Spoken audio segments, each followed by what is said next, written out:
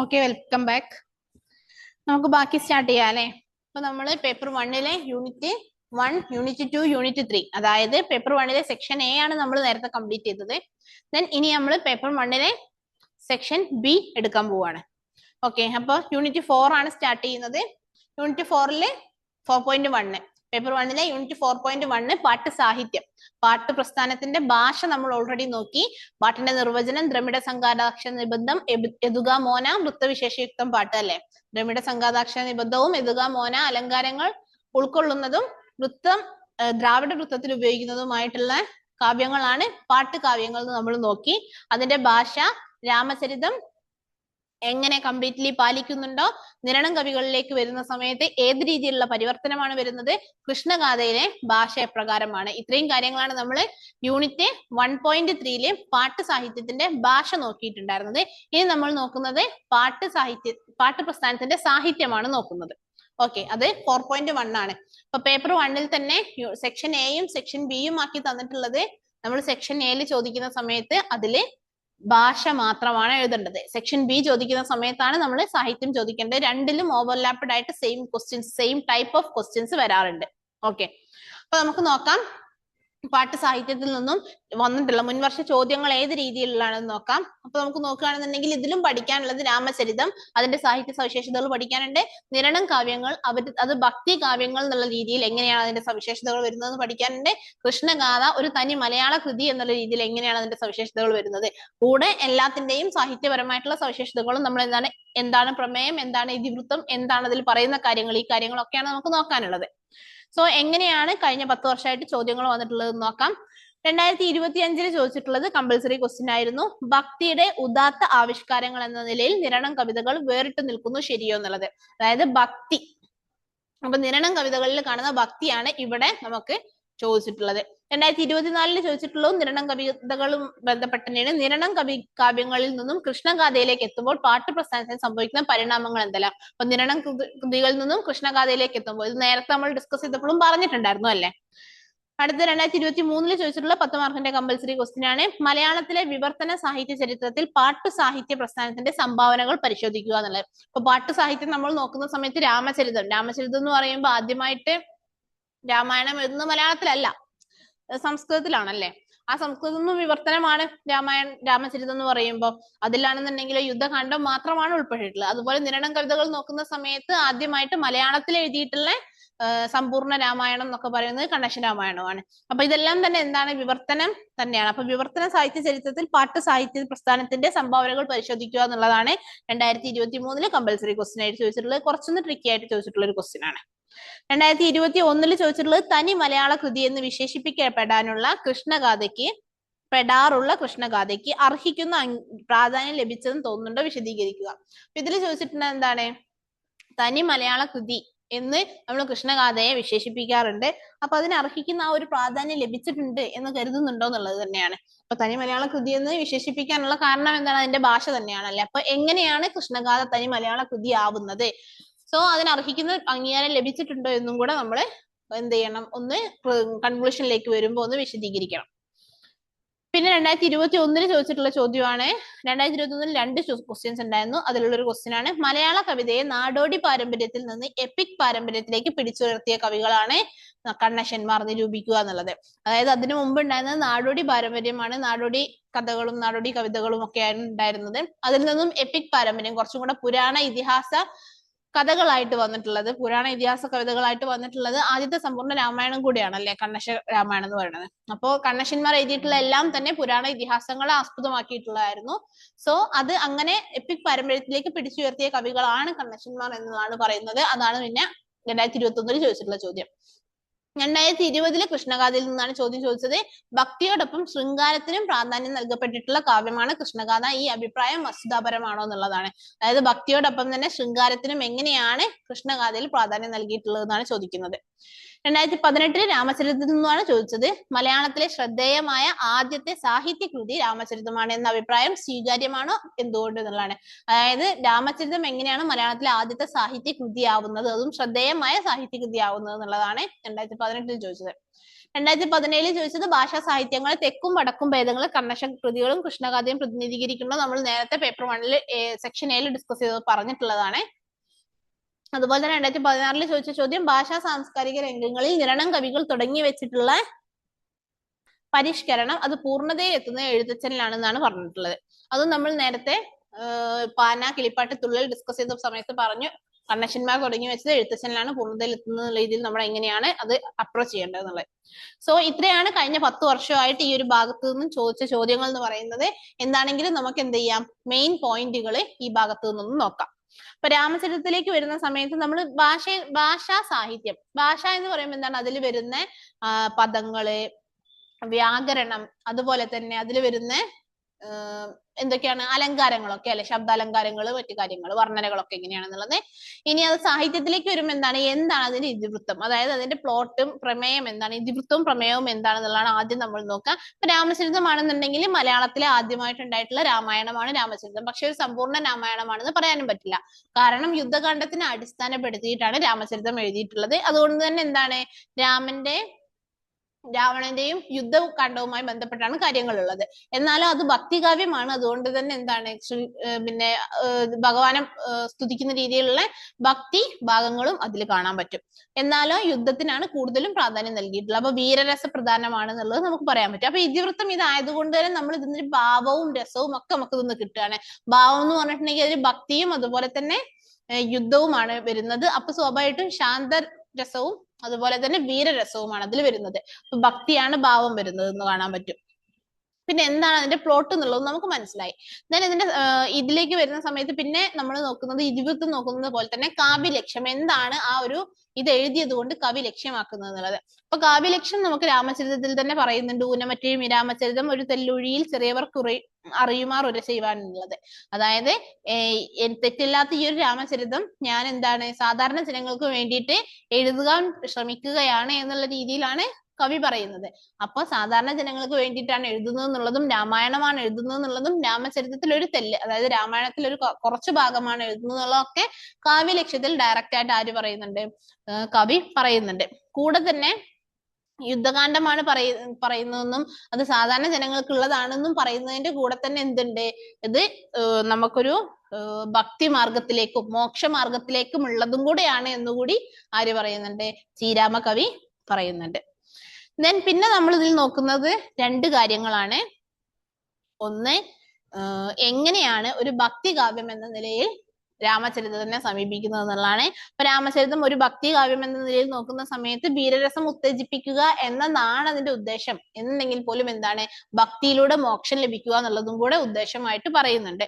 So അതുകൊണ്ട് തന്നെ എന്താണ്, നമ്മൾ ഇതില് ഭക്തിയുടെ നിർമ്മല ഭാവങ്ങൾ ഒരുപാട് രാമചരിതത്തിൽ കാണാൻ കഴിയും. ഏതൊക്കെ രീതിയിലാണ് നമുക്ക് പഠിക്കാൻ പേപ്പർ 2 പഠിക്കാനുള്ള രാമചരിതം നോക്കിയാൽ തന്നെ കാണാം. ആദ്യത്തെ രാമചരിതം 1-ാം പടലം കംപ്ലീറ്റ്ലി എന്താണ്, ഭൂരിഭാഗവും ഈശ്വര സ്തുതികളാണല്ലേ. വിഷ്ണു സ്തുതി, ശിവസ്തുതി, പാർവതി സ്തുതി, അങ്ങനെ ഒരുപാട് സ്തുതികളാണ് വരുന്നത് തന്നെ. അപ്പൊ 1-ാം പടലത്തിൽ ഭൂരിഭാഗവും ഈശ്വര സ്തുതികളാണെന്നുള്ളതും അതുപോലെ തന്നെ അവസാനത്തേക്ക് ശ്രീരാമന്റെ വ്യക്തിത്വം കാണിക്കുന്ന സമയത്ത്, രാമനെ വിഷ്ണുവിന്റെ അവതാരമായിട്ട് കണക്കാക്കുന്ന സമയത്ത്, അതുപോലെ തന്നെ രാവണന്റെ മരണം നടക്കുന്ന സമയത്തൊക്കെ എങ്ങനെയാണ് അവിടെ മണ്ഡോദരിയൊക്കെ ശ്രീരാമനെ വാഴ്ത്തുന്നത് എന്നുള്ള കാര്യങ്ങളൊക്കെ നോക്കുന്ന സമയത്ത് എന്താണ്, ഭക്തി കൂടി കലർത്തിയിട്ടാണ് രാമചരിതം എഴുതിയിട്ടുള്ളത് മനസ്സിലാക്കാൻ പറ്റും. അപ്പൊ രാമചരിതം ഒരു ഭക്തികാവ്യം എന്ന രീതിയിൽ എങ്ങനെയാണെന്നുള്ളതാണ് നമ്മളിപ്പോ പറഞ്ഞ പോയിന്റുകൾ. അപ്പൊ അതിൽ മെയിൻ ആയിട്ട് എടുത്തു പറയാൻ പറ്റുന്നതാണ് നമുക്ക് പേപ്പർ 2 പഠിക്കാനുള്ള ഭാഗത്തെ ഈശ്വര കാവ്യങ്ങൾ അല്ലെങ്കിൽ ഈശ്വര സ്തുതികൾ. ഓക്കെ, പിന്നെ നമുക്ക് നോക്കാനുള്ളത് രാമചരിതത്തിന്റെ സ്വാധീനം പിൽക്കാല കവികളിൽ എങ്ങനെയാണ് വന്നിട്ടുള്ളത്, അതുപോലെ തന്നെ എത്രത്തോളം പിൽക്കാല കവികളെ സ്വാധീനിച്ചിട്ടുണ്ട്. അപ്പൊ നമുക്കതിൽ പറയാൻ പറ്റും. ഇപ്പൊ കാവ്യലക്ഷ്യം പറയുന്നത് സാധാരണ ജനങ്ങൾക്ക് വേണ്ടിയിട്ട് എഴുതുന്നു എന്ന് പറയുന്നത്, അത് കണ്ണശ രാമായണത്തിലും കണ്ണശ കൃതികളിൽ നിരണം കവികളും പറയുന്നുണ്ട്. കണ്ണശ രാമായണത്തിൽ കണ്ണശൻ പറയുന്നതാണ്. അതുപോലെ തന്നെ കൃഷ്ണഗാഥയില് അത്യുതൻ തന്നെ നൽചരിതങ്ങൾ ഞാൻ അജ്ഞരായുള്ളവർക്ക് ബോധിപ്പാനായി, അതായത് സാധാരണ ജനങ്ങൾക്ക് വേണ്ടിയിട്ടാണ് എഴുതുന്നത് പറയുന്നുണ്ട് അല്ലെ. അപ്പൊ സ്വാഭാവികമായിട്ടും ഈ രാമചരിതകാരന്റെ ഈ ഒരു സ്വാധീനം തന്നെയാണ് സാധാരണ ജനങ്ങൾക്ക് വേണ്ടി ഞങ്ങൾ കവിത എഴുതുന്നു എന്ന രീതിയിൽ പിൽക്കാലത്തുള്ള കവികളും പറയാൻ സ്വാധീനമായിട്ടുള്ളത് നമുക്ക് പറയാൻ പറ്റും. പിന്നെ അതുപോലെ തന്നെ സംക്ഷേപണ പാഠവം എന്ന് പറഞ്ഞാൽ ആവശ്യമുള്ളതിനെ മാത്രം എടുത്ത് ബാക്കിയുള്ളതിനെ ഒഴിവാക്കാനുള്ള കഴിവ്. അത് ഒരുപാട് രീതിയിൽ എന്ത് ചെയ്തിട്ടുണ്ട്, പിൽക്കാലത്ത് രാമചരിതകാരന്റെ ഈ ഒരു സംക്ഷേപണ പാഠവും സ്വാധീനിച്ചിട്ടുണ്ട്. കാരണം രാമായണത്തിന്റെ മൂലകൃതികൾ നോക്കുമ്പോൾ അതിൽ ഒരുപാട് ഉപകഥകളും കാര്യങ്ങളൊക്കെ ഉണ്ടാവും. അതിലൊക്കെ ഉള്ള ചില കാര്യങ്ങളെ മാത്രം എടുത്ത് ബാക്കിയുള്ളതിനെ ഒഴിവാക്കുക എന്നുള്ളതും ഒരു കഴിവാണ്. അങ്ങനെ ഒഴിവാക്കാനുള്ള കഴിവ് കൂടി നോക്കുന്നത് കൊണ്ടാണ് ഒരു ചുരുക്ക രീതിയിലുള്ള എന്നാലും അതിന്റെ സത്ത ഒട്ടും നശിക്കാത്ത രീതിയിലുള്ള ഒരു രാമായണം എഴുതാൻ രാമചരിതകാരനും അതിനെ സ്വാധീനം ഉൾക്കൊണ്ടുകൊണ്ട് പിന്നീട് എഴുതാൻ വേണ്ടിയിട്ട് കണ്ണശന്മാർ മുതൽ എഴുത്തച്ഛൻ വരെ സാധ്യമായിട്ടുള്ളത് നമുക്ക് കാണാൻ പറ്റും. ഓക്കെ, അപ്പൊ രാമചരിതവുമായി ബന്ധപ്പെട്ട് നമുക്ക് പറയാനുള്ളത് ഇത്ര മാത്രമാണ്. പിന്നെ രാമചരിതവുമായി ബന്ധപ്പെട്ട് നമുക്ക് ചോദിച്ചിട്ടുള്ളതാണ് രാമചരിതം എങ്ങനെയാണ് അതിന്റെ അപജയ കാരണം എന്നുള്ളത്. അതായത് ഒരുപാട് ശ്രദ്ധേയമായ കൃതിയാണ് എങ്കിലും അതിന്റെ അപജയ കാരണം എന്താണെന്നുള്ളത്. അപ്പൊ അപജയ കാരണം എന്ന് വെച്ചാൽ അത് നശിച്ചു പോകാൻ അല്ലെങ്കിൽ ഇന്ന് അതിന് പ്രസക്തി ഇല്ലാത്തത് എന്തുകൊണ്ടെന്നുള്ളതാണ്. അപജയ കാരണം ഭാഷാപരമായിട്ടുള്ള അപരിചിതത്വം തന്നെയാണ്. കാരണം നമ്മൾ രാമചരിതം നോക്കുന്ന സമയത്ത് നമുക്ക് മനസ്സിലാവും അതിൽ സമ്പൂർണ്ണ ഒരു മലയാളമല്ല, പകരം ഒരു തമിഴിന്റെ ഒക്കെ സ്വാധീനമുള്ള ഭാഷയാണ്. അപ്പൊ അങ്ങനെ നോക്കുന്ന സമയത്ത് എന്താണ്, പാണ്ഡ്യഭാഷാ സാരൂപ്യം ഒരുപാടുള്ളത് കൊണ്ട് തന്നെ അത് സാധാരണ ജനങ്ങൾക്കിടയിൽ അതിന്റെ അർത്ഥമൊക്കെ കണ്ടെത്തി അല്ലെങ്കിൽ മനസ്സിലാക്കി വായിക്കാൻ കഴിയുക എന്നുള്ളത് കുറച്ച് ഡിഫിക്കൽട്ട് ആണ്. സോ അതാണ് ഭാഷാപരമായിട്ടുള്ള അപരിചിതത്വമാണ് ഒന്നാമത്തെ റീസൺ ആയിട്ട് തന്നെ നമുക്ക് പറയാനുള്ളത്. പിന്നെ എന്താണ്, രാമായണ കഥ മുഴുവനായിട്ടില്ല അല്ലെ, അപൂർണമാണ്. യുദ്ധകാന്ഡം മാത്രമേ ഉള്ളൂ, അപൂർണമാണ്. അതുകൊണ്ട് കൂടിയാണ് അതിന്റെ അപജയത്തിന്റെ കാരണം എന്ന് പറയുന്നത്. ഓക്കെ, അപ്പൊ നമുക്ക് രാമചരിതം ഇത്രയാണ് സാഹിത്യ സവിശേഷതകളുള്ളത്. ഇനി നിരണം കാവ്യങ്ങൾ നമുക്ക് സാഹിത്യ സവിശേഷതകൾ നോക്കുകയും ഭക്തി കാവ്യം എന്ന നിലയിൽ നോക്കുകയും അതിന്റെ സംക്ഷേപണ സാമർഥ്യം നോക്കുകയാണ് ഇനി ചെയ്യേണ്ടത്. സോ നമുക്ക് നെക്സ്റ്റ് നിരണം കാവ്യങ്ങളിലേക്ക് പോവാം. അപ്പോ ഇതില് രാമചരിതവുമായി ബന്ധപ്പെട്ട് ചോദ്യങ്ങൾ നോക്കുകയാണെന്നുണ്ടെങ്കിൽ ശ്രദ്ധേയമായ ആദ്യത്തെ സാഹിത്യകൃതി രാമചരിതമാവുന്നത് എങ്ങനെയാന്നുള്ളത് അതൊക്കെ നമ്മളിപ്പോ ഓൾറെഡി ഈ ഒരു ടോപ്പിക്കിൽ തന്നെ പറഞ്ഞു പോയി അല്ലേ. ദെൻ നിരണം കൃതികൾ നോക്കാം. നിരണം കവിതകളിൽ ഭക്തിയുടെ ഉദാത്ത ആവിഷ്കാരം, അതുപോലെ തന്നെ സംക്ഷേപണ സാമർഥ്യം എങ്ങനെയാണ്, പിൽക്കാല കവികൾക്ക് സ്വാധീനമായിട്ടുള്ളത് എങ്ങനെയാണ്, ഇതെല്ലാം നമ്മൾ നോക്കേണ്ടതാണ്. അപ്പൊ സംക്ഷേപണ സാമർഥ്യം നമുക്ക് ആദ്യം നോക്കാം. അതായത് എത്രത്തോളം ചുരുക്കിയിട്ടാണ് എഴുതിയിട്ടുള്ളത് എന്നുള്ളത്. നിരണം കൃതികളും ഇതുപോലെ തന്നെ ഇപ്പൊ കണ്ണശരാമായണമാണ് മലയാളത്തിലെ ആദ്യത്തെ സമ്പൂർണ്ണ രാമായണം എന്നുള്ളത്. പക്ഷേ അത് മൂലകൃതിയുടെ അത്ര തന്നെ വലുപ്പമോ വ്യാപ്തിയോ ഒന്നുമില്ല. കാരണം എന്തുകൊണ്ടെന്ന് വെച്ചിട്ടുണ്ടെങ്കിൽ അതിൽ ഒഴിവാക്കേണ്ട പലതിനെയും ഒഴിവാക്കി പൂർണ്ണതയുള്ള ഒരു രാമായണം തന്നെയാണ് രചിച്ചിട്ടുള്ളത്. സോ അവിടെ കാണിക്കുന്നത് എഴുത്തുകാരന്റെ അല്ലെങ്കിൽ കണ്ണശന്റെ എന്താണ്, സംക്ഷേപണ സാമർഥ്യമാണ് കാണിക്കുന്നത്. അതുപോലെ തന്നെ കണ്ണശകൃതികളിൽ സംക്ഷേപണ പാഠവത്തിന് ഏറ്റവും നല്ല ഉദാഹരണമായിട്ടുള്ള മറ്റൊരു കൃതിയാണ് കണ്ണശന്മാരിൽ ഒരാളായിട്ടുള്ള ശങ്കരൻ രചിച്ചിട്ടുള്ള ഭാരതമാല എന്ന് പറയുന്നത്. ഇപ്പൊ ഭാരത സംഗ്രഹമാണിത്, മലയാളത്തിലെ ആദ്യത്തെ ഭാരത സംഗ്രഹമാണ്. അപ്പൊ ഇതിൽ എന്താ വെച്ചിട്ടുണ്ടെങ്കിൽ ഒരുപാട് വ്യാസഭാരതത്തെ, അതായത് വ്യാസന്റെ മഹാഭാരതത്തിനെ ഒരുപാട് ചുരുക്കിയിട്ടാണ് എന്ത് ചെയ്തിട്ടുള്ളത്, അദ്ദേഹം അവതരിപ്പിച്ചിട്ടുള്ളത്. പിന്നെ എന്താണ്, ഈ മൂലഭാരതത്തിൽ അല്ലെങ്കിൽ വ്യാസഭാരതത്തിലുള്ള പാർത്ഥസാരഥി വർണ്ണനയൊക്കെ അതൊന്നും അത്ര തന്നെ ഒന്നും എന്ത് ചെയ്തിട്ടില്ല, പിന്നെ ശങ്കരന്റെ ഭാരതത്തിലേക്ക് രചിച്ചിട്ടില്ല. ഒരുപാട് ഒഴിവാക്കേണ്ടതിന് ഒഴിവാക്കി ഭയങ്കര സംക്ഷേപിച്ച്, അതായത് സമ്മറൈസ് ചെയ്തിട്ടുള്ള ഒരു കൃതി തന്നെയാണ് ഭാരതമാല എന്ന് പറയുന്നത്. അപ്പൊ നമുക്ക് സംക്ഷേപണ സാമർഥ്യം നിരണം കവികളിൽ എങ്ങനെയാണ് കാണുന്നതെങ്കിൽ നമുക്ക് ഭാരതമാലയെയും അതുപോലെ തന്നെ കണ്ണശരാമായണത്തിനെയും വെച്ചിട്ട് പറയാം. ഇനി കണ്ണശരാമായണം മാത്രമായിട്ട് പേപ്പർ 2 ചോദിക്കുകയാണെന്നുണ്ടെങ്കിൽ നമുക്ക് പേപ്പർ 2 നോക്കുന്ന സമയത്ത് കുറച്ചും കൂടെ ഡീറ്റെയിൽ ആയിട്ട് ഞാൻ പറഞ്ഞുതരാം. ഓക്കെ, ഇനി നമുക്ക് ഭക്തിയുടെ ഉദാത്ത ആവിഷ്കാരങ്ങൾ എന്ന നിലയിൽ നിരണം കവിതകൾ വേറിട്ട് നിൽക്കുന്നു ശരിയോ എന്നുള്ളത് കഴിഞ്ഞ വർഷം 2025 ചോദിച്ചിട്ടുള്ള ചോദ്യമാണ്. അത് വെച്ചിട്ട് നമുക്ക് നിരണം കവിതകളിലെ ഭക്തി എങ്ങനെയാണെന്ന് നോക്കാം. അപ്പൊ നിരണം കവിതകളിലെ ഭക്തി എന്ന് പറയുന്നത് അതിൽ കുറേയും കൂടെ എല്ലാവരും തുല്യരാണെന്നുള്ളൊരു അദ്വൈത ദർശനവും അതുപോലെ തന്നെ സാധാരണ ജനങ്ങൾക്ക് വേണ്ടിയിട്ടാണ് ഞാൻ ഇത് എഴുതുന്നത് എന്നുള്ള കാര്യങ്ങളൊക്കെ പറയുന്ന കാര്യങ്ങളൊക്കെയാണ് കണ്ണശകൃതികളിൽ കാണുന്നത് പൊതുവെ. അപ്പൊ അവിടെ തന്നെ ഭക്തി കുറേയും കൂടെ, ഭക്തി പ്രസ്ഥാനം എന്നുള്ള രീതിയിൽ അല്ലെങ്കിൽ ഭക്തി കുറേയും കൂടെ കാണുന്നതാണ് കണ്ണശകൃതികൾ എന്ന് പറയുന്നത്. അതിന് ഏറ്റവും ഉദാഹരണം തന്നെയാണ് ഇപ്പൊ മലയാളത്തിലെ ആദ്യത്തെ സമ്പൂർണ്ണ രാമായണം, അതുപോലെ തന്നെ സമ്പൂർണ്ണ മഹാഭാരതം, ഭാരതമാല, ഇതെല്ലാം. പിന്നെ ഒരുപാട് ശിവരാത്രി, മാഹാത്മ്യം, അങ്ങനെ ഒരുപാട് കൃതികൾ രചിച്ചിട്ടുണ്ട്. അതെല്ലാം തന്നെ അതിന്റെ തീം എന്താണ്, പുരാണ ഇതിഹാസങ്ങളും ഭക്തിയുമാണ്. അതുപോലെ തന്നെ നാടുവാഴിത്ത സംസ്കാരം, അതുപോലെ തന്നെ സാംസ്കാരിക ജീർണത, ഇതൊക്കെ ഒഴിവാക്കി മോക്ഷമാർഗത്തിലേക്ക് എങ്ങനെ പോകണം, ഭക്തി മാർഗത്തിലേക്ക് എങ്ങനെ പോകണം എന്നൊക്കെ ഒരു സതുദ്ദേശത്തോട് കൂടിയിട്ട് എഴുതിയിട്ടുള്ള കാവ്യങ്ങളാണ് നിരണം കവിതകൾ എന്നുള്ളത് നമുക്ക് പറയാൻ പറ്റും.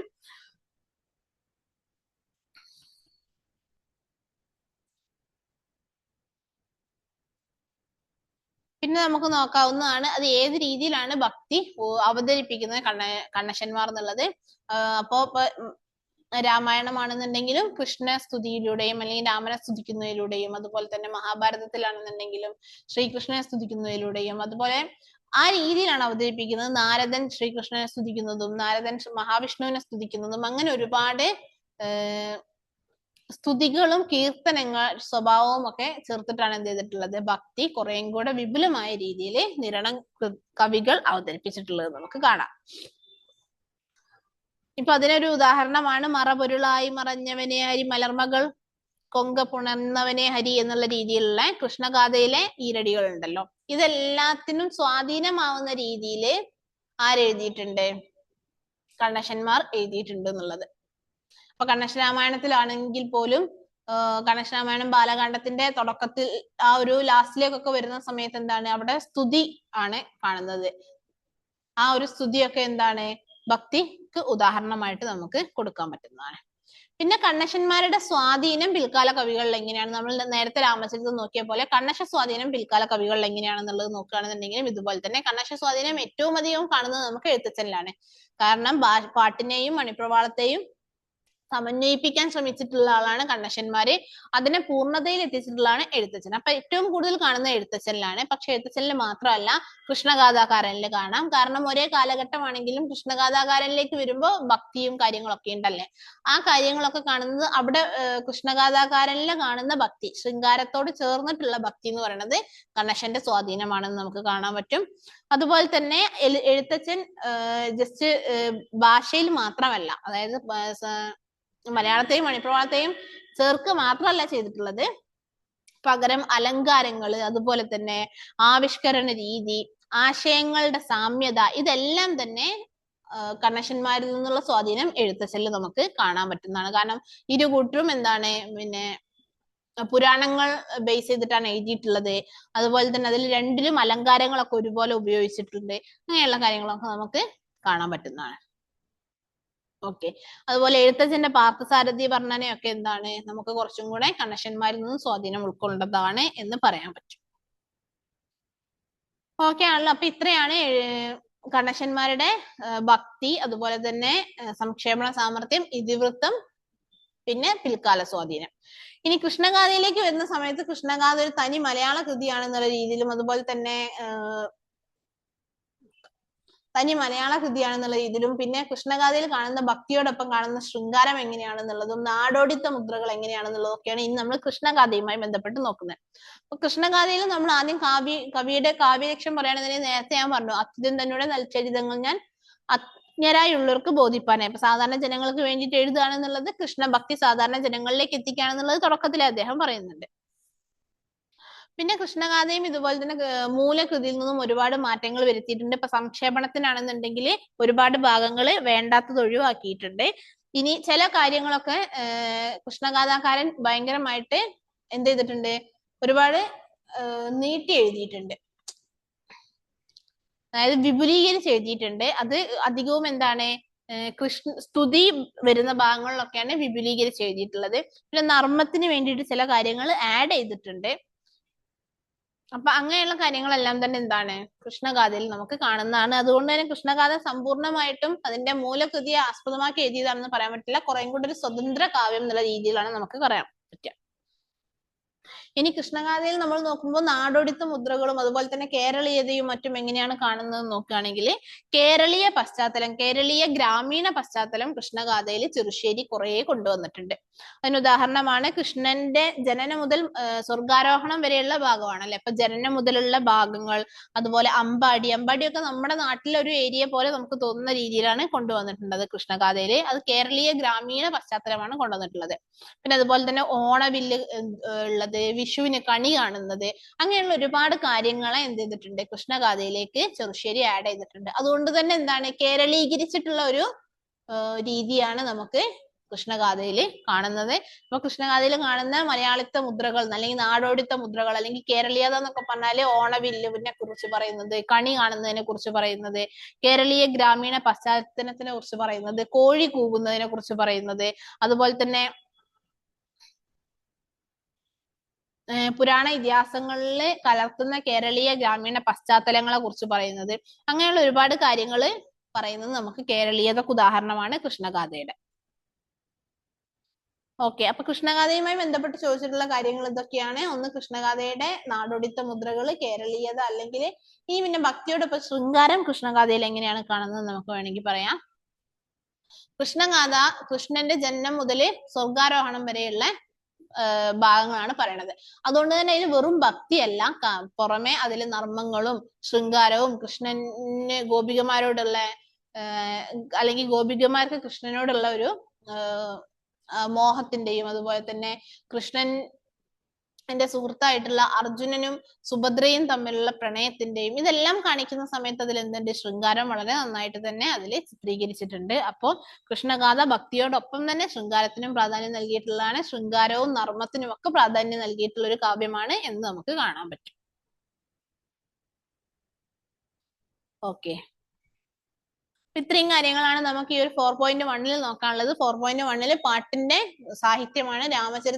രാമചരിതം എങ്ങനെ ഒരു ശ്രദ്ധേയമായ സാഹിത്യകൃതി ആവുന്നു, അതിന്റെ സംക്ഷേപണ കാര്യങ്ങൾ എങ്ങനെയൊക്കെയാണ്, അല്ലെങ്കിൽ അതിൽ നിന്നും പിൽക്കാലത്ത് സ്വാധീനം എങ്ങനെയാണുള്ളത്, ഇങ്ങനെയുള്ള കാര്യങ്ങളൊക്കെ നമ്മൾ പറഞ്ഞു. നിരണം കൃതികളിലെ മെയിനായിട്ട് പറഞ്ഞൊരു ടോപ്പിക് എന്ന് പറയുന്നത് നമ്മൾ ഭക്തിയാണ്. ഭക്തിയുടെ ഉദാത്ത ആവിഷ്കാരം എങ്ങനെയാണ് ആവുന്നതെന്ന്. കൃഷ്ണഗാഥയിലേക്ക് വരുമ്പോൾ നമ്മൾ അതിലെ കേരളീയതയും നാടോടിത്വവും ഒക്കെയാണ് നമ്മളിതിൽ പറഞ്ഞത്. ഓക്കെ, ഇനി 4.2 എന്ന് പറയുമ്പോൾ എന്താണ്? 4.2 മണിപ്രവാളമാണ്. മണിപ്രവാളത്തിന്റെ സാഹിത്യമാണ്. അപ്പൊ നമുക്ക് എന്ത് ചെയ്യാം, അതിൽ നിന്നുള്ള ചോദ്യങ്ങൾ ആദ്യം നോക്കാം. മണിപ്രവാളത്തിന്റെ സാഹിത്യത്തിൽ നിന്നും അപ്പൊ പേപ്പർ 1 യൂണിറ്റ് 4.2 എന്ന് പറഞ്ഞാൽ മണിപ്രവാള സാഹിത്യ സവിശേഷതകളാണ്. അപ്പൊ അതിൽ നമ്മള് ഭാഷയിൽ പഠിച്ച പോലെ തന്നെ പ്രാചീന മണിപ്രവാള കൃതികൾ, അതിന്റെ ഭാഷ പഠിച്ചു അല്ലേ. അപ്പൊ ഇവിടെ നമ്മൾ പ്രാചീന മണിപ്രവാള കൃതികൾ, അതിന്റെ ഇതിവൃത്തം എങ്ങനെയാണ്, അതായത് അതിലുള്ള പ്ലോട്ട് എങ്ങനെയൊക്കെയാണ്, അതിന്റെ വർണ്ണനകൾ എങ്ങനെയാണ്, അലങ്കാരങ്ങൾ എങ്ങനെയാണെന്ന് നോക്കണം. അതുപോലെ തന്നെ പ്രാചീന മണിപ്രവാള കൃതികൾ ചരിത്രപരമായിട്ടുള്ള, സാംസ്കാരികപരമായിട്ടുള്ള, സാമൂഹികപരമായിട്ടുള്ള സവിശേഷതകൾ എന്തെങ്കിലും അതിൽ കാണുന്നുണ്ടോ, അങ്ങനെ എന്തെങ്കിലും തെളിവുകൾ അതിൽ നിന്ന് കിട്ടുന്നുണ്ടോ എന്ന് നോക്കണം. പ്രാചീന മണിപ്രവാള കൃതികൾ എപ്പോഴും മഹിളാളി മഹാസ്പദങ്ങൾ, സ്ത്രീ വർണ്ണനാപരം മാത്രമാണെന്ന് പറയാറുണ്ട്. ആ ഒരു അങ്ങനെ ആക്ഷേപിക്കാവോ, അതോ സ്ത്രീ വർണ്ണനാപരം മാത്രമാണോ, മറ്റൊന്നും കിട്ടുന്നില്ല എന്ന് നോക്കണം. മധ്യകാല മണിപ്രവാള കൃതികളിലേക്ക് വരുമ്പോൾ അതിന്റെ വർണ്ണനകളും അലങ്കാരങ്ങളും ഏത് രീതിയിലാണ് വ്യത്യാസപ്പെടുന്നത് എന്നും നമുക്ക് നോക്കണം. ഇത്രയാണ് ഈ ഒരു ഏരിയയിൽ നിന്ന് നോക്കാനുള്ളത്. ഈ ഏരിയയിൽ നിന്ന് വന്നിട്ടുള്ള മുൻവർഷ ചോദ്യങ്ങൾ ഒരു 10 വർഷത്തെ നമുക്ക് നോക്കാം. നോക്കുകയാണെന്നുണ്ടെങ്കിൽ 2025 ചോദിച്ച ചോദ്യമാണ്, സംസ്കൃത സാഹിത്യ സംസ്കാരം മലയാളത്തിലേക്ക് പകർത്തുന്നതിൽ മണിപ്രവാള കവിതകൾ വഹിച്ച പങ്ക് എന്ത്? അതായത് സംസ്കൃത സാഹിത്യത്തിന്റെ സംസ്കാരത്തിനെ മലയാളത്തിലേക്ക് കൊണ്ടുവരുന്നതിൽ മണിപ്രവാള കൃതികൾ എന്ത് പങ്കാണ് വഹിച്ചത് എന്നുള്ളത് നോക്കിയാൽ മനസ്സിലാവും. മണിപ്രവാള കൃതികൾ എന്ന് പറയുന്നതിന് അത്രയധികം വർണ്ണിച്ച് നിറയ്ക്കുക എന്നുള്ള രീതിയും ഒരു സംസ്കൃത സാഹിത്യ സംസ്കാരം തന്നെയാണ്. അത് എന്ത് വിനോദത്തിന് വേണ്ടി എഴുതുന്ന രീതി, അതുപോലെ തന്നെ വർണ്ണിച്ച് നിറയ്ക്കുക എന്നുള്ളത്, അതിൽ അത്ര എന്തില്ല ഒരു കാര്യമാത്ര പ്രസക്തമായിട്ടുള്ള ഒരുപാട് കാര്യങ്ങളൊന്നും പ്രാചീന മണിപ്രവാള കൃതികളിലൊന്നും കാണാൻ കഴിയുന്നില്ല. അത് സംസ്കൃത സാഹിത്യ സംസ്കാരമായിട്ട് നമുക്ക് വേണമെങ്കിൽ കണക്കാക്കാം. അതിന് പുറമെ അല്ലാതെ പുരാണങ്ങളും ഇതിഹാസങ്ങളും ഒക്കെ എന്ന മധ്യകാല മണിപ്രവാള കൃതികളുണ്ട്, ചമ്പുക്കൾ, മധ്യകാല ചമ്പുക്കൾ, അതും സംസ്കൃതത്തിന്റെ സാഹിത്യ സ്വാധീനമാണെന്ന് മനസ്സിലാക്കാം. ഉത്തമം, ഉത്തമകൽപ്പം, അധമം എന്നീ മണിപ്രവാള രീതികളിൽ ലക്ഷ്യ ലക്ഷണ സമന്വയം ചെയ്യുക 2024 10 മാർക്കിന് ചോദിച്ചത്. ഇവിടെ ഉത്തമം, ഉത്തമകൽപ്പം, അധമം എന്നൊക്കെ പറഞ്ഞാൽ എന്താണ്? മണിപ്രവാളത്തിൽ ഭാഷയും മണിപ്രവാളവും ഭാഷയും സംസ്കൃതവും തമ്മിൽ ചേരുന്നതിന്റെ ചേർച്ചയിൽ വരുന്ന വ്യത്യാസങ്ങളിൽ വരുന്ന കാര്യങ്ങളാണ്. ഉത്തമം എന്ന് പറഞ്ഞാൽ ഉത്തമ മണിപ്രവാളം എന്ന് പറഞ്ഞിട്ടുണ്ടെങ്കിൽ അതിൽ ഭാഷാ പദങ്ങൾ കൂടുതലും സംസ്കൃത പദങ്ങൾ കുറവുമായിട്ടുള്ള ലളിത സംസ്കൃത പദങ്ങൾ ഉള്ളതിനെയാണ് നമ്മൾ ഉത്തമ മണിപ്രവാള കൃതികൾ എന്ന് പറയാം. അപ്പൊ ഉത്തമകൽപ്പം, അധമം ഒക്കെ എന്താണ്? ഇതുമായി ബന്ധപ്പെട്ട് സംസ്കൃത പദങ്ങളുടെയും മലയാള പദങ്ങളുടെയും തോത് ഏറിയും കുറഞ്ഞു നിൽക്കുന്നതിനെയാണ് നമ്മൾ പറയുന്നത്. അടുത്ത 2024 മലയാളത്തിൽ ചമ്പു കാവ്യ ചരിത്രത്തിൽ മധ്യകാല ചമ്പുക്കളുടെ സ്ഥാനം വ്യക്തമാക്കുക എന്നുള്ളതാണ്. ചമ്പു ചരിത്രത്തിൽ മധ്യകാല ചമ്പുക്കൾ എന്ന് പറയുന്നത് തന്നെ എന്താണ്? ഭക്തിയിലേക്ക് ചേഞ്ച് ചെയ്തിട്ടുള്ള അല്ലെങ്കിൽ ഭക്തിയിലേക്ക് മാറിയിട്ടുള്ള ചമ്പുക്കളാണ് എന്ന് നമുക്ക് കാണാൻ പറ്റും. പിന്നെ മണിപ്രവാള കൃതികളുടെ പ്രാധാന്യം സമകാലിക സാമൂഹ്യ ചരിത്രത്തിന്റെ അവതരണം എന്ന നിലയിൽ എന്താണ് പ്രാധാന്യം എന്ന് നോക്കുന്നുണ്ട്. നമ്മൾ എപ്പോഴും വർണ്ണനകളും സ്ത്രീ വർണ്ണനാപരം മാത്രമാണ് മണിപ്രവാള കൃതികൾ എന്ന് തള്ളിക്കളയുന്ന സമയത്ത് അതിൽ അന്നത്തെ സമകാലിക സാമൂഹ്യ ചരിത്രത്തിനെ കുറിച്ചൊക്കെയുള്ള അറിവുകൾ ഒരുപാട് കിട്ടുമായിരുന്നു എന്ന് മനസ്സിലാക്കാൻ കഴിയും. സോ മണിപ്രവാള കൃതികൾ മഹിളാളി മഹാസ്പദങ്ങൾ മാത്രമല്ല, അതിൽ സമൂഹത്തിന്റെയും അതുപോലെ തന്നെ സാമൂഹികവും സാമ്പത്തികവും സാംസ്കാരികവുമായിട്ടുള്ള ഒരുപാട് കാര്യങ്ങൾ അതിൽ കിടപ്പുണ്ട്. ഓക്കെ, ഈ ആട്ടക്കഥാ സാഹിത്യത്തിന്റെ സവിശേഷതകൾ അഭിനയ സാഹിത്യം എന്ന നിലയിൽ ചർച്ച ചെയ്യാൻ വേണ്ടിയിട്ട് പറഞ്ഞിട്ടുണ്ട്. 2022 സന്ദേശകാവ്യങ്ങളുടെ ചരിത്രപരവും ദേശപരവുമായിട്ടുള്ള പ്രാധാന്യത്തിനെ കുറിച്ച് 2022 ചോദിച്ചിട്ടുണ്ട് വേറൊരു ക്വസ്റ്റ്യന്. സാമൂഹ്യ പരിഷ്കരണം മണിപ്രവാള കൃതികളുടെ ലക്ഷ്യമായിരുന്നു എന്ന് പറയാവോ എന്ന് ചോദിച്ചിട്ടുണ്ട്. സാമൂഹ്യ പരിഷ്കരണം ഡയറക്ട്ലി മണിപ്രവാള കൃതികളുടെ ലക്ഷ്യമാണ് എന്നൊന്നും പറയാൻ കഴിയില്ല. പക്ഷേ അതിലെന്തുണ്ട്, ഒരുപാട് സാമൂഹിക പരിഷ്കരണത്തിന്റെ ഘടകങ്ങൾ കൂടി കിടക്കുന്നുണ്ട് എന്ന് നമുക്ക് പറയാൻ പറ്റും.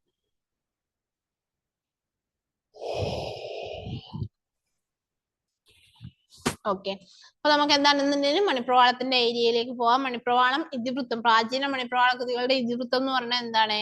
പ്രാചീന മണിപ്രവാള കൃതികളിലെ മഹിളാളി മഹാസ്പദങ്ങളാണ്, അല്ലെങ്കിൽ സ്ത്രീ വർണ്ണനാപരമായിട്ടുള്ള കാര്യങ്ങളാണ് എഴുതുന്നത്. സ്ത്രീയെ വർണ്ണിക്കുകയാണ് ചെയ്യുക. പ്രാചീന മണിപ്രവാള കൃതികളുടെ ഇതിവൃത്തം, രസം ഒക്കെ അതാണ്. സ്ത്രീ വർണ്ണനാപരവും ശൃംഗാരവുമാണ്. അത് വൈശിക തന്ത്രം മുതൽ ചന്ദ്രോത്സവം വരെയുള്ള കൃതികളിൽ സ്ത്രീ വർണ്ണനാപരം തന്നെയാണ് നമുക്ക് കാണാൻ പറ്റുന്നത്. അതുകൊണ്ട് തന്നെ അതിന്റെ വർണ്ണനകളും എന്തായിരിക്കും? സ്ത്രീയെ അടി മുതൽ മുടി വരെ, അല്ലെങ്കിൽ മുടി മുതൽ അടി വരെ വർണ്ണിക്കുന്ന രീതിയിൽ വർണ്ണിച്ച് നിറയ്ക്കുക എന്നുള്ള രീതിയാണ് കാണാൻ പറ്റുന്നത്. പ്രകൃതി നായിക വർണ്ണന മാത്രമല്ല, പ്രകൃതി വർണ്ണനയും ഗൃഹവർണ്ണനയും അങ്ങാടി വർണ്ണനയും തുടങ്ങി എല്ലാത്തിനെയും, മുമ്പിൽ കാണുന്ന എന്തിനേയും വർണ്ണിക്കുക എന്നുള്ള ഒരു രീതിയാണ് കാണാനും വേണ്ടിയിട്ട് കഴിയുന്നത്. അലങ്കാരങ്ങൾ നോക്കുകയാണെന്നുണ്ടെങ്കിലും ഇതുപോലെ തന്നെ ഒരുപാട് വർണ്ണിച്ച് നിറക്കുന്നതുകൊണ്ട് തന്നെ അലങ്കാരങ്ങള് ആ വാക്കുകൾക്കൊക്കെ അടിസ്ഥാനപ്പെടുത്തിയായിരിക്കും അലങ്കാരങ്ങൾ ഉള്ളത്.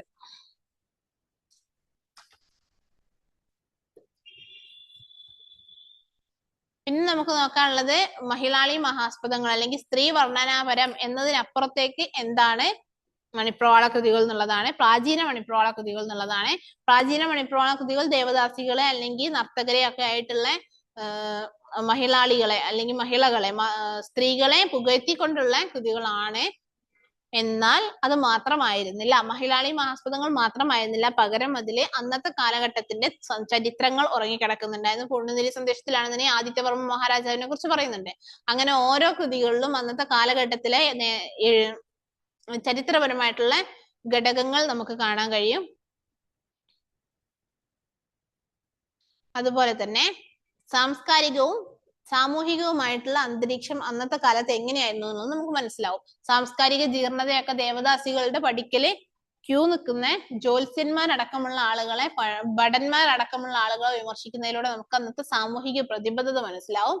സാംസ്കാരികപരമായിട്ടുള്ള ജീർണതകളും അതുപോലെ തന്നെ സാംസ്കാരികപരമായിട്ടുള്ള മൂല്യങ്ങളും എല്ലാം തന്നെ നമുക്ക് ഇതുപോലെ മണിപ്രവാള കൃതികളിൽ നിന്നും, പ്രാചീന മണിപ്രവാള കൃതികളിൽ നിന്നും മനസ്സിലാക്കാൻ കഴിയാറുണ്ട്. പിന്നെ അതിനും അപ്പുറത്തേക്ക് ഇന്ത്യയിൽ വന്നിട്ടുള്ള വിദേശികള്, അവരുടെ കച്ചവടങ്ങൾ, അവരുടെ കച്ചവട സാധ്യതകളെ കുറിച്ച്, വിവര പട്ടികകളെ കുറിച്ച്, അതുപോലെ തന്നെ അന്നുണ്ടായിരുന്ന നാണയങ്ങളെ കുറിച്ച്, അന്നുണ്ടായിരുന്ന രാജാക്കന്മാരെ കുറിച്ച്, അങ്ങനെയുള്ള എല്ലാ കാര്യങ്ങളും നമുക്ക് മണിപ്രവാള കൃതികളിൽ നിന്നും കാണാൻ ലഭിക്കാറുണ്ട്. സോ മണിപ്രവാള കൃതികൾ വെറും മഹിളാളി മഹാസ്പദങ്ങൾ എന്നതിനപ്പുറത്തേക്ക് ചരിത്രവും സാംസ്കാരികവും സാമൂഹികവുമായിട്ടുള്ള ഒരുപാട് ഇൻഫോർമേഷൻസ് നൽകാൻ കഴിയുന്ന റെഫറൻസ് കൂടിയായിട്ട് നമുക്ക് കണക്കാക്കാൻ കഴിയും പ്രാചീന മണിപ്രവാള കൃതികളെ. പിൽക്കാല മണിപ്രവാള കൃതികൾ എന്ന് പറയുന്നത് പ്രാചീന മണിപ്രവാളത്തിൽ നിന്നും സാഹിത്യപരമായിട്ട് എൻറ്റയർലി ഡിഫറെന്റ് ആയിട്ട് നിൽക്കുന്നതാണ്. കാരണം പ്രാചീന മണിപ്രവാള കൃതികൾ മഹിളാളി മഹാസ്പദങ്ങളും വർണ്ണനകൾ കുത്തിനിറക്കാനുള്ളതുമായിരുന്നെങ്കിൽ മധ്യകാല മണിപ്രവാള കൃതികളിലേക്ക് വരുന്ന സമയത്ത് മധ്യകാല മണിപ്രവാള കൃതികളില് നമുക്ക് കാണാൻ പറ്റുന്നത് ഭക്തിയാണ്. അപ്പോൾ രാമായണം ചമ്പുവാണെങ്കിലും നൈഷിതം ചമ്പുവാണെന്നുണ്ടെങ്കിലും ഭാരതം ചമ്പുവാണെന്നുണ്ടെങ്കിലും ഭക്തിക്ക് പ്രാധാന്യം നൽകിക്കൊണ്ട് എഴുതിയിട്ടുള്ള കൃതികളാണ് പിൽക്കാല മണിപ്രവാള കൃതികൾ. വർണ്ണനകളും രസങ്ങളും എല്ലാം തന്നെ ആദ്യകാല മണിപ്രവാള കൃതികളെ പോലെ തന്നെ പിൽക്കാല മണിപ്രവാള കൃതികളിലും ഉണ്ട്. പക്ഷെ കോണ്ടെക്സ്റ്റ് ആണ് മാറുന്നത്. അവിടെ ഭക്തിക്കും പുരാണ ഇതിഹാസങ്ങൾക്കുമാണ് പ്രാധാന്യം പിൽക്കാല മണിപ്രവാള കൃതികളിൽ. ഇനി ആട്ടക്കഥ, നളചരിതം ആട്ടക്കഥയുടെ സാഹിത്യപരമായ സവിശേഷതകളാണ് അടുത്ത് നമുക്കിതിൽ നോക്കാനുള്ളത്. നളചരിതം ആട്ടക്കഥയിലേക്ക് വരുന്ന സമയത്ത് മഹാഭാരതത്തിൽ നിന്നും ഉണ്ണായി വാര്യർ എടുത്തിട്ടുള്ളൊരു നളോപാഖ്യാനം ഏരിയ മാത്രമാണ് നളചരിതം ആട്ടക്കഥ എന്ന് പറയുന്നത്. നളോപാഖ്യാനത്തിൽ അടിസ്ഥാനപരമായിട്ട് വ്യത്യാസമൊന്നും വരുത്താതെ അദ്ദേഹം എഴുതിയിട്ടുള്ള ഒന്നാണ് ആട്ടക്കഥ, നളചരിതം ആട്ടക്കഥ. ഒരുപാട് മാറ്റങ്ങൾ അതില് അദ്ദേഹം വരുത്തിയിട്ടുണ്ട്. മൂലകഥയിലൊക്കെ ഹംസമൊക്കെ ആദ്യം ഒരു പ്രാവശ്യമാണ് വരുന്നത്. പക്ഷെ നളചരിതം ആട്ടക്കഥയിൽ ആ കഥാപാത്രത്തിന്റെ പൂർണ്ണതയ്ക്ക് വേണ്ടിയിട്ട് അവസാനവും ഹംസം വരുന്നുണ്ട്. അങ്ങനെ ഒരുപാട് കാര്യങ്ങളിൽ അപൂർവ സൃഷ്ടിയായിട്ട് തന്നെ നമുക്ക് നളചരിതം ആട്ടക്കഥയെ കണക്കാക്കാവുന്നതാണ്.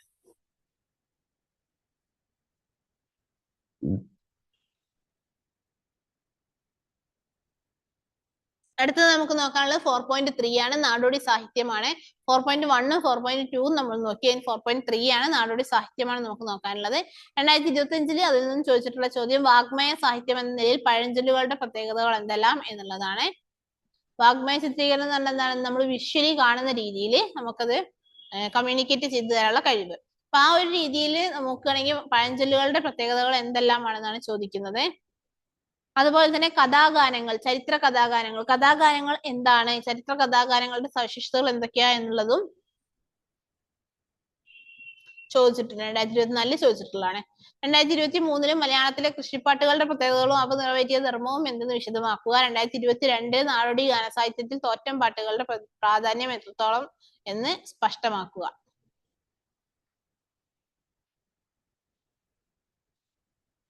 അപ്പൊ നാടോടി സാഹിത്യത്തിലേക്ക് നോക്കുന്ന സമയത്ത് നമുക്ക് ഇതിൽ ഏറ്റവും കൂടുതൽ നോക്കേണ്ടി വരിക കഥാഗാനങ്ങള്, അതുപോലെ തന്നെ വടക്കൻ തെക്കൻ നാടോടി പാട്ടുകളുമാണ്.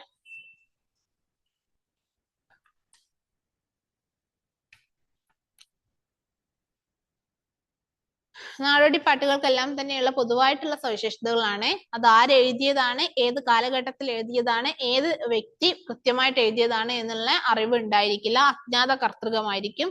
കഥാഗാനങ്ങൾ തലമുറയിൽ നിന്നും പരമ്പരാഗതമായി തലമുറകളിലേക്ക് പാടിപ്പോകുന്നതാണ് കഥാഗാനങ്ങൾ എന്ന് പറയുന്നത്. അപ്പൊ നമ്മൾ നാടോടി സാഹിത്യത്തിൽ നിന്നും അല്ലെങ്കിൽ നാടൻ പാട്ടുകളിൽ നിന്നും സാഹിത്യപരമായിട്ടുള്ള സവിശേഷതകൾ നോക്കുന്ന സമയത്ത് തോറ്റം പാട്ടുകളുടെ പ്രാധാന്യം എത്രത്തോളമാണെന്ന് ചോദിച്ചിട്ടുണ്ട്. അതുപോലെ തന്നെ പഴഞ്ചൊല്ലുകളുടെ പ്രത്യേകതകൾ ചോദിച്ചിട്ടുണ്ട്, കഥാഗാനങ്ങൾ ചോദിച്ചിട്ടുണ്ട്, അതുപോലെ തന്നെ കൃഷിപ്പാട്ടുകളുടെ പ്രത്യേകതകൾ ചോദിച്ചിട്ടുണ്ട്.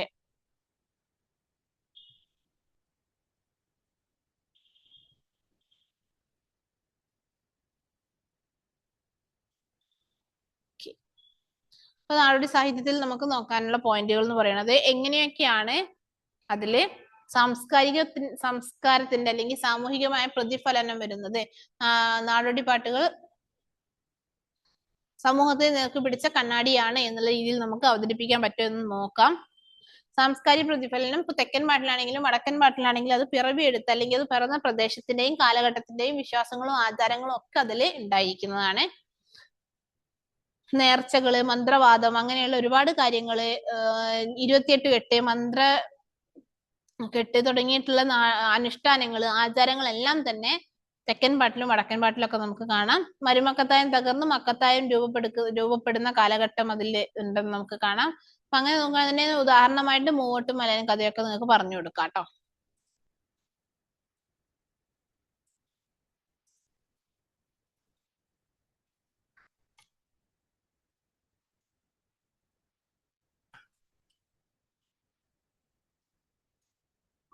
ഓക്കെ, അപ്പൊ നാടോടി സാഹിത്യം അത്രയാണുള്ളത്.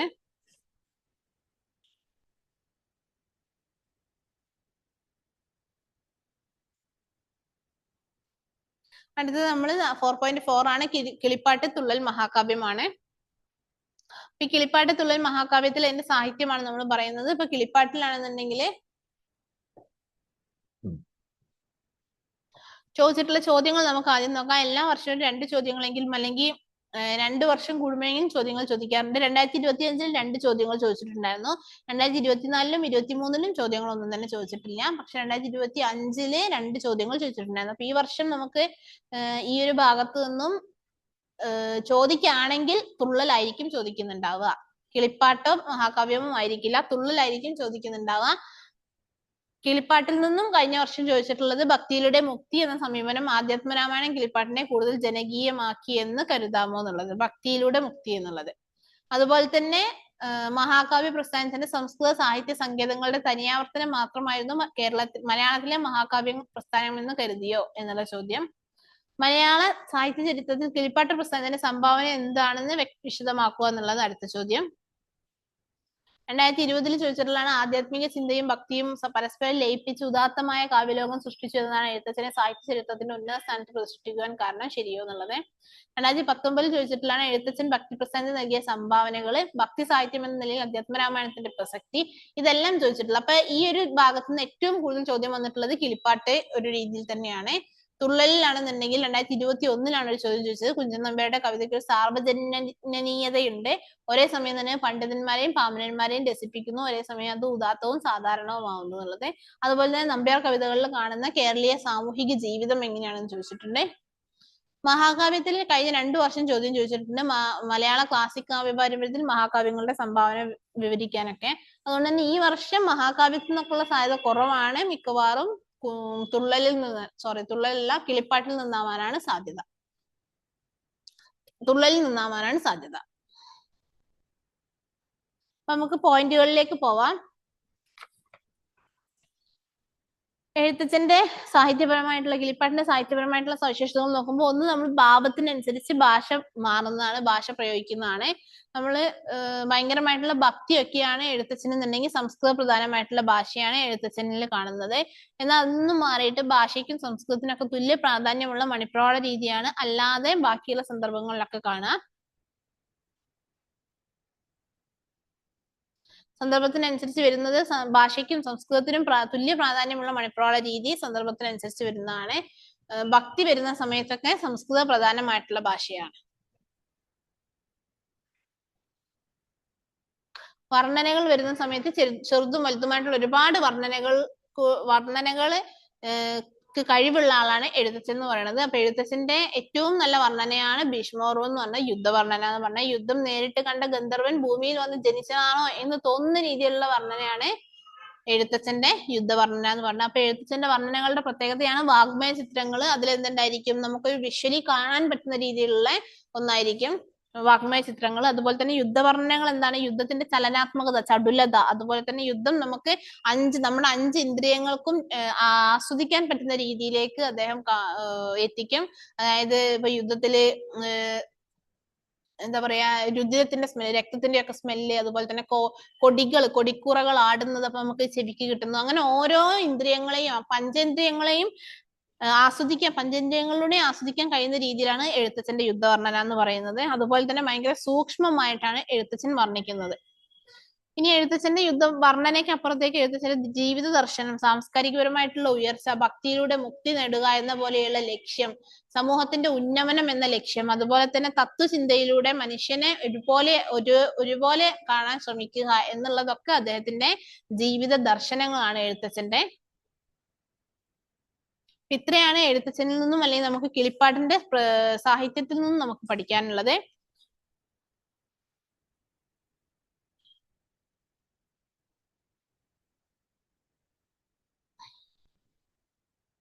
ഈ തുള്ളലുമായി ബന്ധപ്പെട്ട് നോക്കുകയാണെന്നുണ്ടെങ്കിൽ, തുള്ളലിൽ നമുക്ക് കാണുന്ന സാഹിത്യം എന്ന് പറയുന്നത് എന്താണ്, തുള്ളലിലെ കേരളീയ സാമൂഹിക ജീവിതം, തുള്ളലിന്റെ സാർവജനീയത, അതുപോലെ തന്നെ തുള്ളൽ കവിതകളിലെ ലോകോക്തികളും സാരോപദേശങ്ങളും പരിചയപ്പെടുത്താൻ, ഇങ്ങനെയുള്ള കാര്യങ്ങളൊക്കെയാണ് തുള്ളലുമായി ബന്ധപ്പെട്ട് നമുക്ക് നോക്കാനുള്ളത്.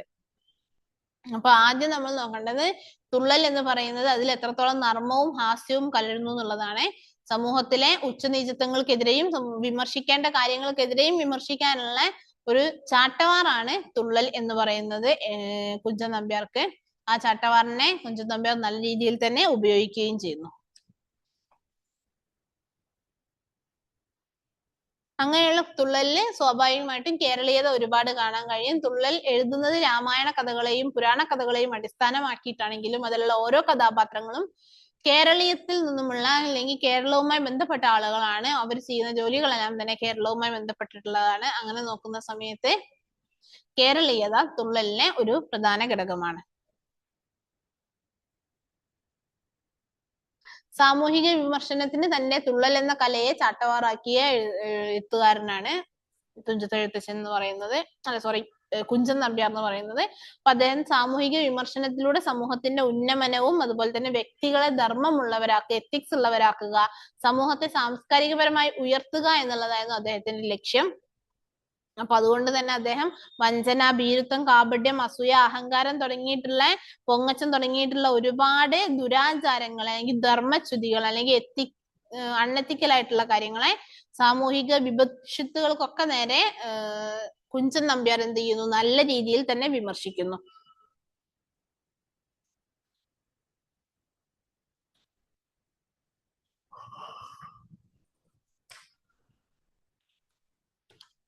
ഓക്കെ, അതിനുശേഷം നമ്മൾ നോക്കുകയാണെങ്കിൽ മഹാകാവ്യത്തിന്റെ ലക്ഷണവും മഹാകാവ്യത്തിന്റെ പ്രത്യേകതകളുമാണ് നമ്മൾ നോക്കാനുള്ളത്. മഹാകാവ്യ ലക്ഷണം എന്ന് പറയുമ്പോൾ സർഗബന്ധോ മഹാകാവ്യം ഉച്യതേ തസ്യ ലക്ഷണം ആശിർ നമസ്ക്രിയ വസ്തു നിർദ്ദേശോ വാഭിതൻ മുഖം.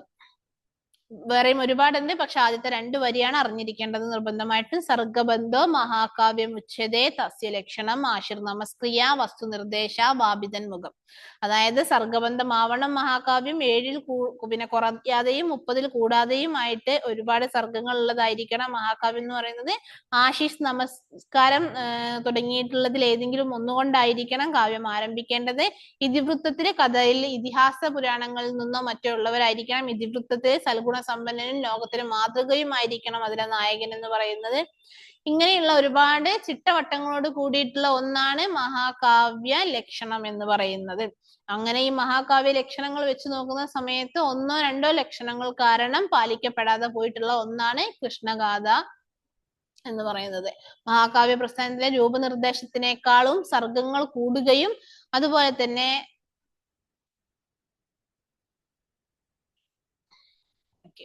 നമ്മൾ എന്താ പറഞ്ഞത്,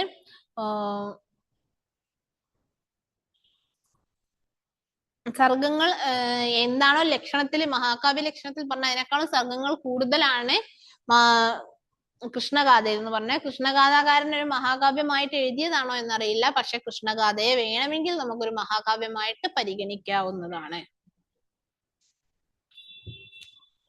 മലയാളത്തിലെ മറ്റ് മഹാകാവ്യങ്ങൾ എന്ന് പറഞ്ഞിട്ടുണ്ടെങ്കിൽ മലയാളത്തിൽ ഒരു 5 മഹാകാവ്യമുണ്ട്, 5 മഹാകാവ്യങ്ങള്. അതില് രാമവിലാസം, അഴകത്ത് പത്മനാഭക്കുറുപ്പിന്റെ രാമവിലാസം, പന്തളം കേരളവർമ്മയുടെ രുക്മാംഗത ചരിതം, മഹാകവി ഉള്ളൂരിന്റെ ഉമാ കേരളം, മഹാകവി വള്ളത്തോളിന്റെ ചിത്രയോഗം, അതുപോലെ തന്നെ മഹാകവി കേശവപിള്ളയുടെ കേശവീയം. ഇത്രയുമാണ് മലയാളത്തിലെ 5 പഞ്ചമഹാകാവ്യങ്ങൾ.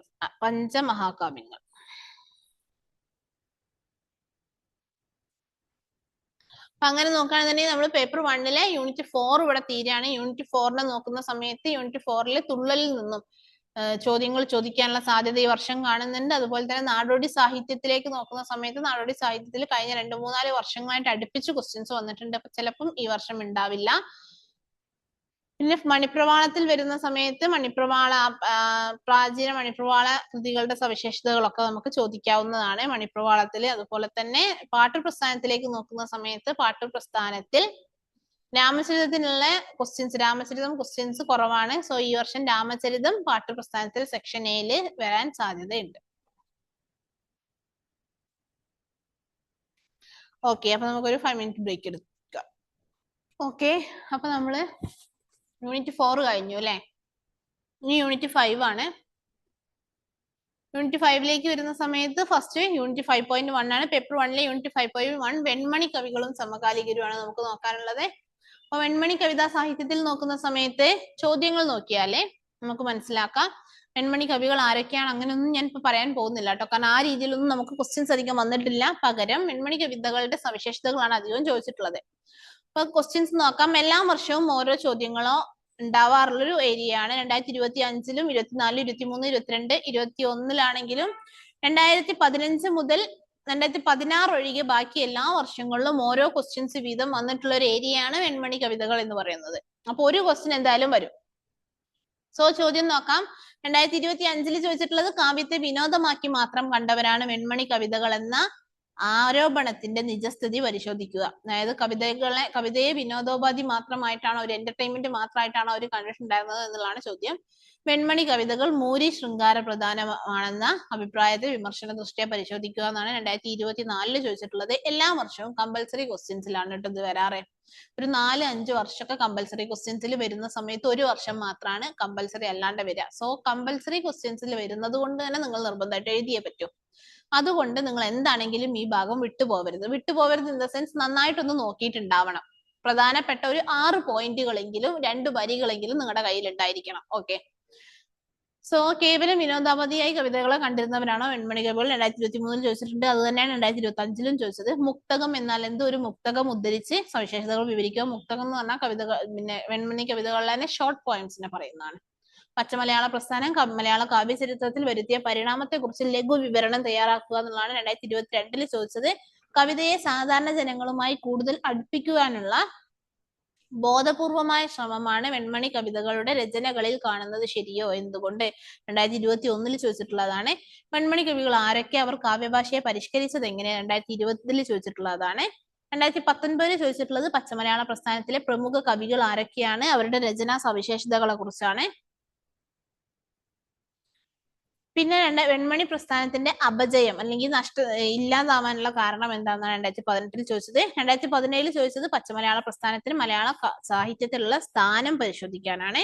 2015 ചോദിച്ചത് വെൺമണി കവികൾക്ക് മലയാള കവിതാ സാഹിത്യ ചരിത്രത്തിലുള്ള സ്ഥാനം. ഇത്രയാണ് നമ്മളോട് ചോദിച്ചത്.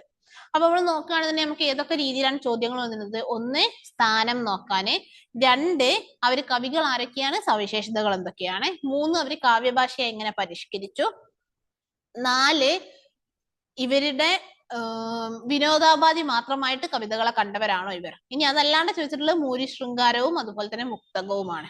ഓക്കെ. അപ്പൊ നമ്മൾ നോക്കുകയാണെന്നുണ്ടെങ്കിൽ വെൺമണി പ്രസ്ഥാനം എന്ന് പറഞ്ഞാൽ എന്താണ്? തുള്ളൽ പ്രസ്ഥാനത്തിന് ശേഷം മലയാള കവിതയിൽ വലിയ രീതിയിലുള്ള വളർച്ചയൊന്നും ഉണ്ടായിട്ടില്ല. അപ്പൊ വളർച്ചയില്ലാതിരിക്കുന്ന ഒരു സമയത്ത് മലയാളത്തിലേക്ക് സംസ്കൃതത്തിന്റെ സ്വാധീനം ഭയങ്കരമായിട്ട് കൂടുതൽ വരും, അല്ലെ? അങ്ങനെ ഉണ്ടാകുന്ന സമയത്ത് മലയാളത്തിന് നമ്മുടെ ഒരു എന്താ പറയാ തനതായ രീതിയിലേക്ക് ഒരു ട്രാക്ക് മാറ്റി പിടിക്കാനും വേണ്ടിയിട്ട് എല്ലായ്പ്പോഴും ഒരു ശ്രമങ്ങൾ ഉണ്ടാവാറുണ്ട്. അങ്ങനെയുള്ള ഒരു ശ്രമമാണ് വെൺമണി കവികൾ എന്ന് പറയുന്നത്. അവർ സംസ്കൃതത്തിന്റെ ആ ഒരു ബാഹുല്യ സ്വാധീനത്തിൽ നിന്നും മലയാള കവിതയെ ഒന്ന് എന്ത് ചെയ്യാ വിട്ടുപിടിച്ചിട്ട് മലയാള രീതിയിലേക്ക് കൊണ്ടുവരിക എന്നുള്ള രീതിയിലേക്കാണ് ഇവര് ശ്രദ്ധിച്ചിട്ടുള്ളത്. അതുകൊണ്ട് തന്നെ ഇവര് കവിതയെ സാധാരണ ജനങ്ങളുമായി കൂടുതൽ അടുപ്പിക്കുവാനുള്ള ഒരു ബോധപൂർവമായ ശ്രമം നടത്തിയിട്ടുണ്ടായിരുന്നു. ആ ഒരു ശ്രമത്തിന്റെ ഭാഗമായിട്ടാണ് അവര് കവിതകൾ എഴുതിയിട്ടുണ്ടായിരുന്നത്. പക്ഷെ അവരുടെ ടോപ്പിക്കുകൾ അല്ലെങ്കിൽ വിഷയങ്ങൾ എപ്പോഴും എന്താണ്? ചുറ്റുപാടും കാണുന്ന എന്തിനെ കുറിച്ചും എഴുതുമായിരുന്നു. ഇപ്പൊ ഒരു വേലിയിൽ നിൽക്കുന്ന ഒരു കയ്പവല്ലി, അപ്പൊ അതിനെ കുറിച്ച് എഴുതും. ഒരു കർഷക സ്ത്രീ, അപ്പൊ കർഷക സ്ത്രീനെ കുറിച്ച് എഴുതും. അങ്ങനെ എന്താണോ മുന്നിൽ കാണുന്നത് ആ എന്ത് കണ്ടാലും അതിനെ കുറിച്ച് എഴുതുക എന്നുള്ള രീതിയായിരുന്നു. അതുകൊണ്ടാണ് കവിതയെ കേവലം വിനോദോപാധിയായി മാത്രമാണ് അവർ കണ്ടിരുന്നത് എന്നുള്ള രീതിയിൽ ഒരു ആരോപണം വന്നിട്ടുള്ളത്. പക്ഷെ അതിന്റെ നിജസ്ഥിതി എന്ന് പറയുന്നത് വിനോദമാക്കി മാത്രം കാണുക എന്നതിനേക്കാളും അവര് ചെയ്തിട്ടുണ്ടായിരുന്നത് എന്താണ്? എന്തിനെ കുറിച്ചും എഴുതിയിട്ട് സാധാരണ ജനങ്ങളിലേക്ക് മലയാള കവിതയെ അടുപ്പിക്കുക എന്നൊരു ലക്ഷ്യമാണ് അവർക്ക് ഉണ്ടായിരുന്നത് നമുക്ക് അറിയാൻ പറ്റും.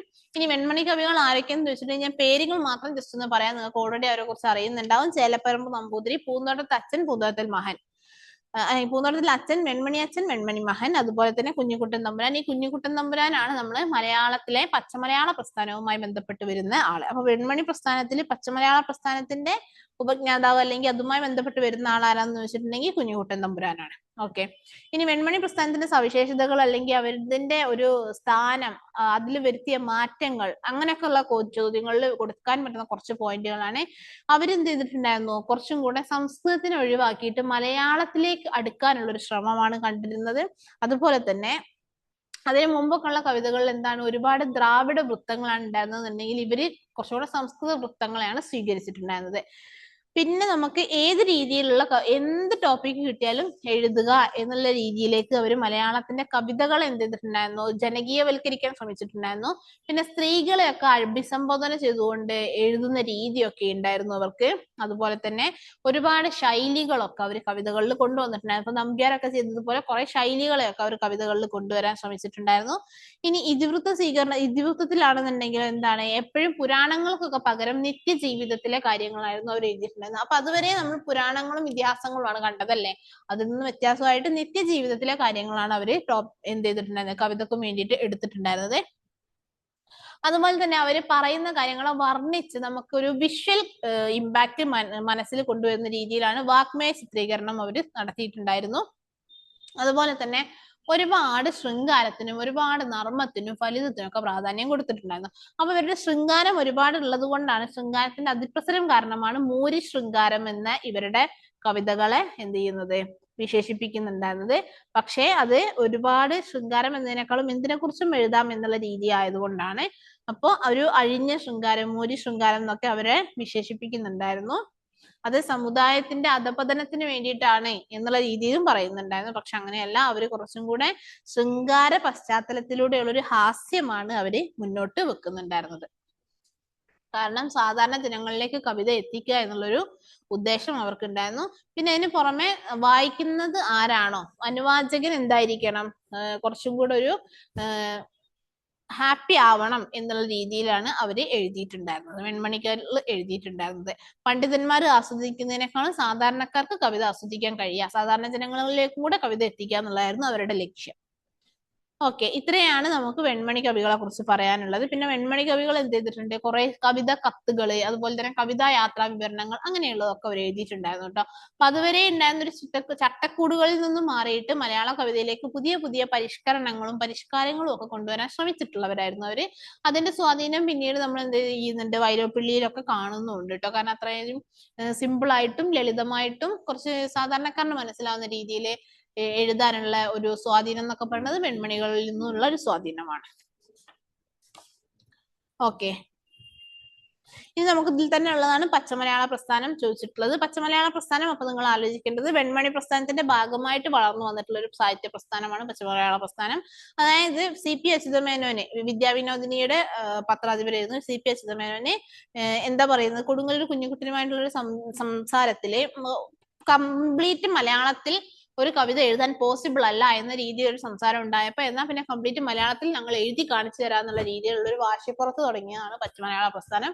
പിന്നീട് അതിൽ സമ്പൂർണ്ണമായിട്ടും മലയാളത്തിൽ മാത്രം കവിതകൾ എഴുതിയിട്ടുള്ള ഒരുപാട് കവിതകൾ അതിൽ വരാൻ തുടങ്ങി. കൊടുങ്ങല്ലൂർ കുഞ്ഞുകുട്ടൻ തമ്പുരാൻ രചിച്ചിട്ടുള്ള നല്ല ഭാഷയൊക്കെ അതിൽ വരുന്ന കൃതിയാണ്. പിന്നെ അതുപോലെ തന്നെ കുണ്ടൂർ നാരായണ മേനോന്റെ കോമപ്പൻ, കണ്ണൻ, പാക്കന്നാർ എന്ന് പറഞ്ഞിട്ടുള്ള കവിതകളൊക്കെ വരുന്നത് പച്ചമലയാള പ്രസ്ഥാനത്തിന്റെ ഭാഗമായിട്ട് വരുന്ന കവിതകളാണ്.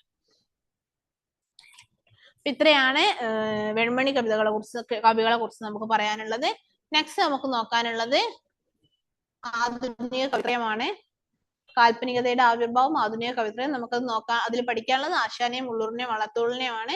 അതിൽ തന്നെ ആശാൻ, ഉള്ളൂർ, വള്ളത്തോൾ നമുക്ക് മുൻവർഷ ചോദ്യങ്ങൾ നോക്കുകയാണെങ്കിൽ ആശാനിൽ നിന്നും ചോദിച്ചിട്ടുള്ളത് അധികവും നവോത്ഥാന കാല ചിന്തകൾക്ക്, ആശാനിൽ നിന്നല്ല മൊത്തം കവിത്രയത്തിൽ നിന്ന് ചോദിച്ചിട്ടുള്ളതാണ് നവോത്ഥാന കാല ചിന്തകൾക്ക് കവിത്രയം നൽകിയ സംഭാവനകൾ എന്തെല്ലാം 2025 ചോദിച്ചിട്ടുണ്ട്. പിന്നെ വള്ളത്തോളിനും ആശാന്റെയും കവിതകളിൽ നിന്ന് ഉള്ളൂർ കവിത എങ്ങനെയാണ് വ്യത്യസ്തമാവുന്നത് 2024 ചോദിച്ചിട്ടുണ്ട്.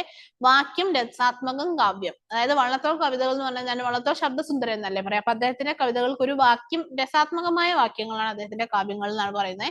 അപ്പൊ ആ ഒരു സാഹിത്യ പരികല്പന വള്ളത്തോൾ കവിതകൾക്ക് യോജിക്കുമോ എന്നുള്ളതാണ് 2023 ചോദിച്ചിട്ടുള്ളത്. 2023 2 ചോദ്യം ഉണ്ടായിരുന്നു. കുമാരനാശാനെയും ചോദിച്ചിട്ടുണ്ട്. ആശയ പ്രചാരണത്തിന് മാധ്യമമാക്കി കവിതയെ കുമാരനാശാൻ പരിഷ്കരിച്ചതിന്റെ സാങ്കത്യം പരിശോധിക്കുക എന്ന് പറഞ്ഞാൽ, അതായത് കുമാരനാശാന്റെ കവിതകൾ ആശയ പ്രചാരണത്തിനുള്ള ഒരു മാധ്യമമായിരുന്നു എന്നുള്ളത്. 2022 ചോദിച്ചിട്ടുള്ളത് ദേശീയ പ്രസ്ഥാനവും നവോത്ഥാന ദർശനങ്ങളും ആശാൻ, ഉള്ളൂർ, വള്ളത്തോൾ ഇവരിലെ ഈ ഒരു 3 കവികളുടെ രചനകളെ എത്രത്തോളം സ്വാധീനിച്ചിട്ടുണ്ടെന്നാണ്. അതായത് ദേശീയത ഇവരുടെ കവിതകളിൽ എങ്ങനെ കാണുന്നു എന്നുള്ളതാണ്. 2021 ചോദിച്ചിട്ടുള്ളത് ശബ്ദത്തെക്കാൾ അർത്ഥത്തിനും രൂപത്തെക്കാൾ ഭാവത്തിനും പ്രാധാന്യം നൽകിയ രാജരാജവർമ്മ പ്രസ്ഥാനമുണ്ട്. അതായത് അവിടെ അർത്ഥത്തിനും അതുപോലെ തന്നെ ഭാവത്തിനുമായിരുന്നു പ്രാധാന്യം. ആ പ്രസ്ഥാനക്കാർ നടത്തിയ പ്രാസവാദം മലയാളത്തിൽ കാൽപ്പനികതയിലേക്കുള്ള പാത സജ്ജമാക്കി കൊടുത്തു. അപ്പൊ പ്രാസവാദവും കാൽപ്പനികതയും തമ്മിലാണ് കണക്ട് ചെയ്തിട്ടാണ് ചോദിച്ചിട്ടുള്ളത്. പിന്നെ വള്ളത്തോളിനെ അനശ്വരനാക്കുന്ന അദ്ദേഹത്തിന്റെ കൃതികളിലെ ദേശീയതയോ അതോ അവയിലുള്ള സൗന്ദര്യബോധമോ എന്നുള്ളത് ചോദിച്ചിട്ടുണ്ട് 2021.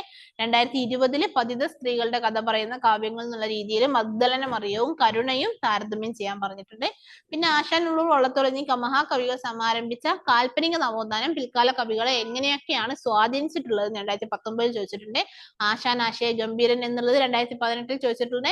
ഭാവഗീതങ്ങളുടെ ഉദാത്ത ആവിഷ്കാരങ്ങളായി വള്ളത്തോളിന്റെ സാഹിത്യമഞ്ജരിയെ പരിഗണിക്കാമോ എന്ന് 2017 ചോദിച്ചിട്ടുണ്ട്. കാൽപ്പനിക കാവ്യം എന്ന നിലയിൽ വീണപൂവിനെ എങ്ങനെയാണ് സ്ഥാനം എന്ന് 2017 ചോദിച്ചിട്ടുണ്ട്. 2016 ചോദിച്ചിട്ടുള്ളത് മലയാളികളുടെ ഇടയിൽ ദേശീയ അവബോധം വളർത്താൻ ഉതകുന്ന കവിതകൾ രചിച്ച് പ്രശസ്തി നേടിയ ആളാണ് വള്ളത്തോൾ നാരായണ മേനോൻ എന്നുള്ളത് ചോദിച്ചിട്ടുണ്ട്. ഇത്രയും കാര്യങ്ങളാണ് 10 വർഷമായിട്ട് ചോദിച്ചിട്ടുള്ള ചോദ്യങ്ങൾ. അതിൽ മെയിൻ ആയിട്ട് വരുന്ന കാര്യങ്ങൾ എന്ന് പറയുന്നത് ടോപ്പിക്കുകൾ നമ്മൾ നോക്കുകയാണെങ്കിൽ ഒന്ന് നവോത്ഥാന ചിന്തകൾ എങ്ങനെയാണ് ആധുനിക കവിത്രയത്തിൽ കാണുന്നത് എന്നുള്ളതാണ്.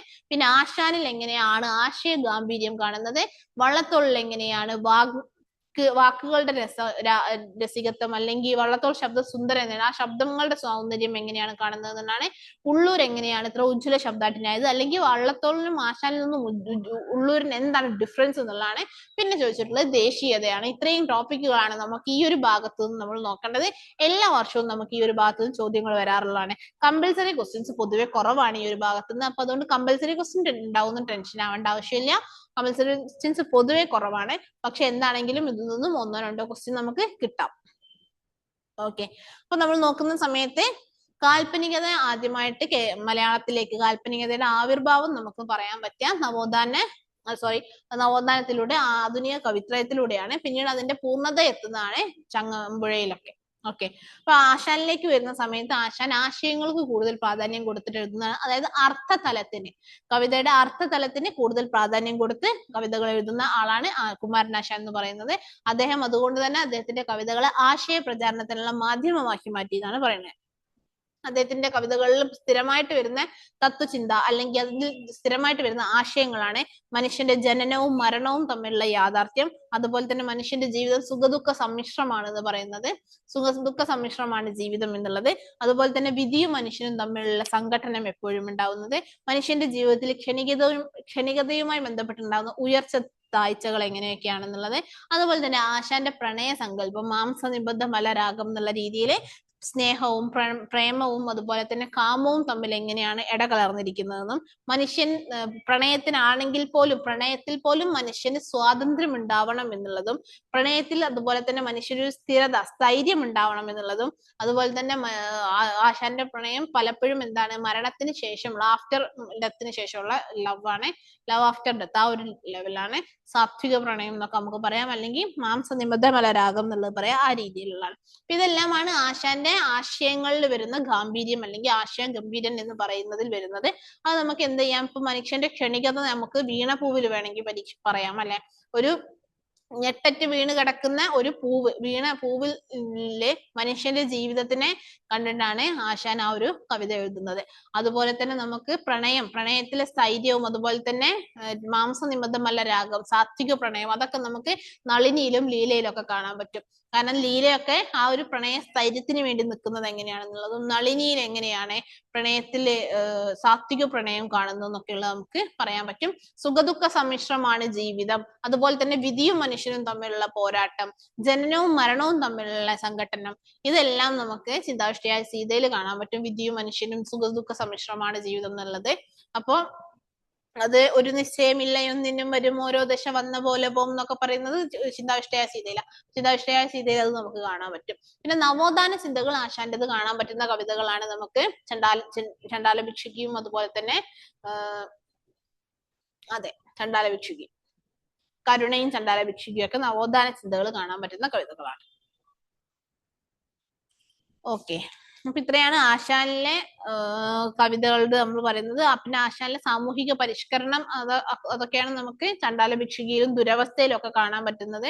നെല്ലും ചുവട്ടിൽ മുളയ്ക്കും കാട്ടുപുല്ലല്ല സാധുപുലയെന്ന് ചണ്ടാല ഭിക്ഷുകിയിൽ പറയുന്നുണ്ട്. അതുപോലെ തന്നെ മാറ്റുവിൻ ചട്ടങ്ങളെ സ്വയം അല്ലെങ്കിൽ മാറ്റും അതും നിങ്ങളെത്താൻ എന്ന് ദുരവസ്ഥയിലും പറയുന്നുണ്ട്. അതിലൊക്കെ വിപ്ലവ ആഹ്വാനങ്ങളാണ് പറയുന്നത്. ശ്രീനാരായണ ഗുരുവിന്റെ ശിഷ്യനായിരുന്നു ആശാന്. അതുകൊണ്ട് തന്നെ അദ്ദേഹത്തിന് എന്തുണ്ട്, ആ ഒരു പോരാട്ട വീര്യം അല്ലെങ്കിൽ സാമൂഹിക നവോത്ഥാന ചിന്തകളൊക്കെ ഒരുപാടുള്ളൊരു വ്യക്തിയായിരുന്നു. ഓക്കെ, അത് കഴിഞ്ഞ് നമ്മൾ ആശാന്റെ കഴിഞ്ഞ് നമ്മൾ വള്ളത്തോളിലേക്കും അതുപോലെ തന്നെ ഉള്ളൂരിലേക്കും വരുന്ന സമയത്ത് ഉള്ളൂർ ആധുനിക കവിത്രയത്തിന്റെ കവിതകളിൽ പാണ്ഡിത്യ പ്രകടനം നടത്തിയിട്ടുള്ളത്, അല്ലെങ്കിൽ പാണ്ഡിത്യ പ്രകടനം ഏറ്റവും അധികം കാണുന്നത് ഉള്ളൂർ കവിതകളിലാണ്. അദ്ദേഹം കുറേം കൂടെ ആർഷ ഭാരത സംസ്കാര ഭക്തനായിരുന്നു. സുഖദുഃഖങ്ങളും മാനുഷിക ബന്ധങ്ങളും ജീവിത സാഫല്യം അതുപോലെ തന്നെ മനുഷ്യൻ ഓരോ കാലഘട്ടത്തിലും ഉണ്ടാവുന്ന ഓരോ പ്രവണതകൾ ഇതെല്ലാം അനുസരിച്ചിട്ടുള്ള മനുഷ്യന്റെ ഒരു ദർശനങ്ങൾ എങ്ങനെയാണെന്നുള്ളതാണ് അദ്ദേഹത്തിന്റെ കാവ്യങ്ങളിൽ കാണുന്നത്. ഉള്ളൂർ ഉജ്ജ്വല ശബ്ദാഠ്യൻ എന്ന് എപ്പോഴും പറയുന്നത് അദ്ദേഹത്തിന്റെ സംസ്കൃത സ്വഭാവം അല്ലെങ്കിൽ സംസ്കൃത പദ ബാഹുല്യമാണ്. അദ്ദേഹത്തിന്റെ കവിതകളിലൊക്കെ ഒരു എന്താ പറയാ ആർഷഭാരത സംസ്കാരത്തിനോടുള്ള ഒരു ആഭിമുഖ്യവും അതുപോലെ തന്നെ കുറച്ചും കൂടെ പാണ്ഡിത്യത്തിന്റെ ഒരു പ്രകടനം കൂടെ ഉണ്ട്. അതുകൊണ്ട് തന്നെ കുറേം കൂടെ ചിലതൊക്കെ ഭയങ്കര കട്ടിയുള്ള ഭാഷകളാണ്, കഠിനമായിട്ടുള്ള പ്രൗഢമായിട്ടുള്ള സംസ്കൃതമാണ് നമുക്ക് കാണാൻ പറ്റുന്നത്. അതുകൊണ്ടാണ് അദ്ദേഹത്തിനെ ഉജ്ജ്വല ശബ്ദാഠ്യൻ എന്ന് പറയുന്നത്.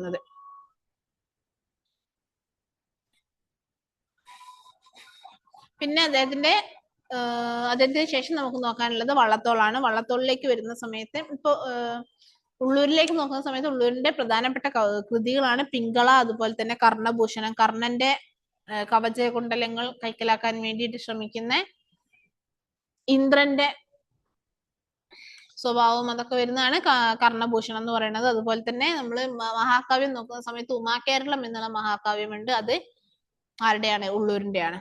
ശേഷം വള്ളത്തോളിനെ പറയുന്ന സമയത്ത് വള്ളത്തോളിലേക്ക് വരുന്ന സമയത്ത് മലയാള കവിതയുടെ ഒരു നവോത്ഥാനത്തിനൊക്കെ തുടക്കം കുറിച്ചതിന് ശേഷം ഒരു കാൽപ്പനികതയുടെ ഒരു ശ്രീത്വം എന്നൊക്കെ നമുക്ക് പറയാൻ പറ്റുന്ന രീതിയിൽ, അല്ലെങ്കിൽ ഒരു എന്താ പറയാ ശബ്ദത്തിന് പ്രാധാന്യം കൊടുത്തുകൊണ്ട്, ശബ്ദ സൗന്ദര്യത്തിന് പ്രാധാന്യം കൊടുത്ത് നല്ല ഭംഗിയുള്ള പദങ്ങളോട് കൂടി ലളിതമായിട്ടുള്ള വാക്കുകളോട് കൂടിയിട്ട് കവിതകൾ എഴുതുന്ന ആളാണ് വള്ളത്തോൾ നാരായണ മേനോൻ എന്ന് പറയുന്നത്. അദ്ദേഹത്തിന്റെ കവിതകളിൽ എപ്പോഴും എന്താണ് പദങ്ങൾ ആവർത്തിച്ച് വരുന്ന പദങ്ങളുടെ ഒരു ശബ്ദ സൗന്ദര്യം എപ്പോഴും ഉണ്ടാവും. ആശാനിൽ ഉണ്ടായിരുന്ന ആശയ ഗാംഭീര്യമല്ല വള്ളത്തോളിൽ ഉണ്ടായിരുന്ന ശബ്ദത്തിന്റെ ഉജ്ജ്വലത എന്ന് പറയുന്നത്. ആശാനിലെ ആശയ ഗാംഭീര്യവും വള്ളത്തോളിന്റെ ശബ്ദത്തിലെ ഉജ്ജ്വലതയും രണ്ടാണ്. വള്ളത്തോൾ കുറച്ചും കൂടെ ശബ്ദത്തിന്, അതായത് പദങ്ങൾക്കൊക്കെ പ്രാധാന്യം കൊടുത്ത് ആ പദങ്ങളുടെ ഒരു പ്രാസത്തിനൊക്കെ പ്രാധാന്യം കൊടുത്ത് എഴുതുന്ന ആളായിരുന്നു. അദ്ദേഹത്തിന്റെ കവിതകളിൽ ഒരുപാട് ദേശീയത നമുക്ക് കാണാൻ കഴിയുന്നതാണ്. അതായത് ദേശീയ കവി എന്നൊക്കെ പറയാൻ പറ്റുന്നത് വള്ളത്തോളിനെയായിരുന്നു. അപ്പൊ നമുക്ക് ഈ 3 കവികളിലും ദേശീയത എങ്ങനെ കാണുന്നു എന്ന് നോക്കിയിട്ടുണ്ടെങ്കിൽ ആശാനിലും കാണുന്ന ദേശീയത എന്ന് പറയുന്നത് സ്വന്തം സമുദായത്തിന്റെ ചുറ്റും ഉള്ള ജീർണതകളെയൊക്കെ തുറന്നെഴുതി ചുറ്റുമുള്ള മനുഷ്യർക്കിടയിൽ നവോത്ഥാന ചിന്തകൾ കൊണ്ടുവരുന്ന സാമൂഹിക പരിഷ്കരണ ചിന്തയായിരുന്നു ആശാനിലെ ദേശീയത.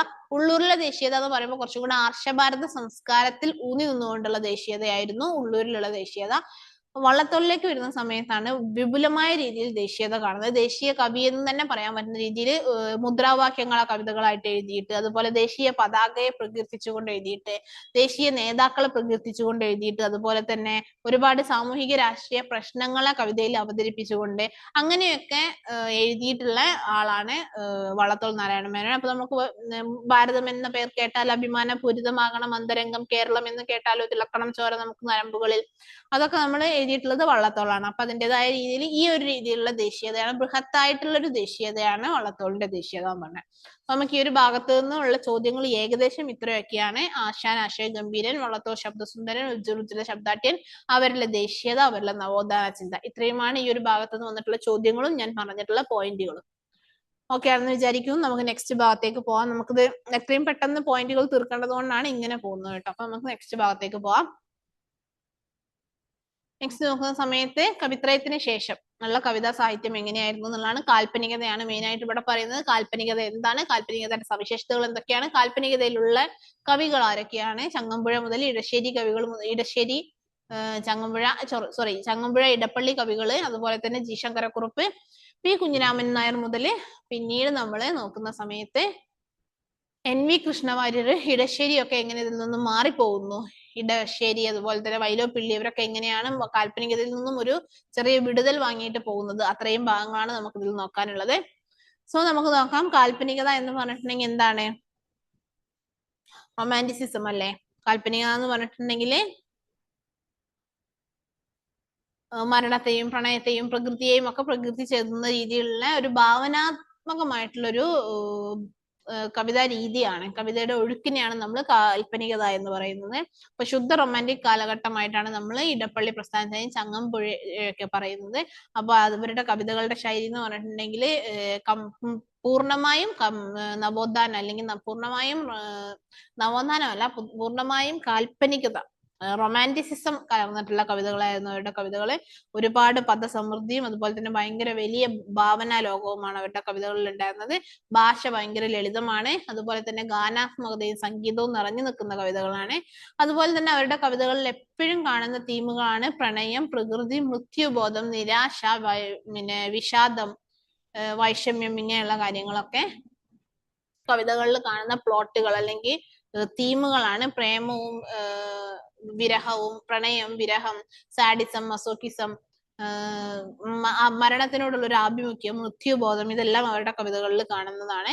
ഭയങ്കരമായിട്ടുള്ള പ്രകൃതി ആരാധനയും സൗന്ദര്യ ആരാധനയും ഒക്കെ കാൽപ്പനിക കവിതകളുടെ പ്രത്യേകതയാണ്. അപ്പൊ കാൽപ്പനിക കവിതകളുടെ പ്രത്യേകതകളാണ് അല്ലെങ്കിൽ മെയിൻ പോയിന്റുകളാണ് ഞാൻ ഈ പറഞ്ഞ ടേംസ് ഒക്കെ. ആ ടേംസ് ഒക്കെ ഒന്ന് നോക്കുക. ശേഷം കാൽപ്പനികതയിൽ വസന്തകാലം സൃഷ്ടിച്ചിട്ടുള്ള കവിയാണ് ആര്? നമുക്ക് ചങ്ങമ്പുഴ എന്ന് പറയുന്നത്. അപ്പൊ ചങ്ങമ്പുഴയുടെ കവിതകളെല്ലാം തന്നെ അങ്ങനെയാണ്. ആത്മസുഹൃത്തിന്റെ മരണവും അല്ലെങ്കിൽ ആത്മഹത്യവുമായി ബന്ധപ്പെട്ട് ഇടപ്പള്ളിയുടെ മരണവുമായി ബന്ധപ്പെട്ട് എഴുതിയതാണ് രമണൻ എന്നുള്ള കവിത. അപ്പൊ അത്രയും കാൽപ്പനികതയിൽ മുങ്ങി കുളിച്ചിട്ടുള്ള ആളായിരുന്നു ചങ്ങമ്പുഴ എന്ന് പറയുന്നത്. ചങ്ങമ്പുഴയുടെ കവിതകളിൽ കാണുന്ന കാൽപ്പനിക സ്വഭാവം, അതുപോലെ തന്നെ കാൽപ്പനികതയുടെ അതിപ്രസരം തന്നെയുണ്ട്. ജീവിത യാഥാർത്ഥ്യങ്ങളിൽ നിന്ന് മാറ്റി നിർത്തുന്ന രീതിയിലുള്ള കാൽപ്പനികതയുടെ അതിപ്രസരം തന്നെ ചങ്ങമ്പുഴ കവിതകളിൽ കാണാം. അതുപോലെ തന്നെ സ്വന്തം വേദനകളെല്ലാം എന്താ പറയാ ഇങ്ങനെ ഉരുക്കി സൃഷ്ടിച്ചതാണ് അദ്ദേഹത്തിന്റെ കവിതകൾ എന്ന് കാണാൻ പറ്റും. അദ്ദേഹത്തിന്റെ കവിതകളെല്ലാം നൈമിഷികമായിട്ടുള്ള ചില വികാരങ്ങൾ ഇപ്പോ എന്താണ് സമൂഹത്തിനെ കുറിച്ച് നല്ലത് പറയുന്ന അടുത്ത കവിതയിൽ ചിലപ്പോൾ സമൂഹത്തിനെ നിന്ദിച്ചിട്ടാവും പറയുന്നുണ്ടാവുക. അങ്ങനെ നൈമിഷികമായ വികാരങ്ങളും വിചാരങ്ങളും ഒക്കെ ഉണ്ടായിരുന്ന കാൽപ്പനികതയുടെ എല്ലാ സ്വാധീനങ്ങളും എല്ലാ സവിശേഷതകളും ഉണ്ടായിരുന്ന കവിതകളാണ് ചങ്ങമ്പുഴയുടെ കവിതകൾ നമുക്ക് കാണാൻ പറ്റും. ഇനി അടുത്തത് ചങ്ങമ്പുഴയ്ക്ക് ശേഷമുള്ളതാണ് പി കുഞ്ഞിരാമൻ നായർ എന്ന് പറയുന്നത്. പി കുഞ്ഞിരാമൻ നായരും കംപ്ലീറ്റ്ലി ഒരു കാൽപ്പനിക കവിയായിരുന്നു. പക്ഷെ അദ്ദേഹത്തിൽ കുറേയും കൂടെ കൂടുതൽ നിറഞ്ഞു നിൽക്കുന്നത് സൗന്ദര്യ ആരാധനയാണെന്ന് പറയാൻ പറ്റും. സൗന്ദര്യ ആരാധന പ്രകൃതി ഉപാസന എന്ന് പറയാം. അതായത് പ്രകൃതി കവിയായിട്ടാണ് അദ്ദേഹത്തെ നമുക്ക് കുറച്ചും കൂടെ പറയാൻ പറ്റുക.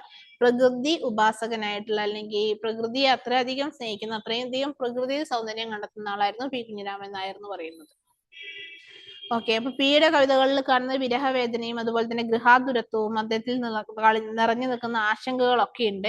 അതുപോലെ തന്നെ നഷ്ടബോധം, അദ്ദേഹം എല്ലാം നഷ്ടപ്പെടുത്തിയവന്റെ ഒരു കുറ്റബോധം അദ്ദേഹത്തിന്റെ കവിതകളിൽ കാണാം. അതുപോലെ തന്നെ കേരള പ്രകൃതിയുടെ നിത്യകാമുകനായി കേരള പ്രകൃതിയെ ആസ്വദിച്ചുകൊണ്ടിരുന്ന കലാകാരനാണ്, എഴുത്തുകാരനാണ് പി കുഞ്ഞിരാമൻ നായർ എന്ന് പറയുന്നത്.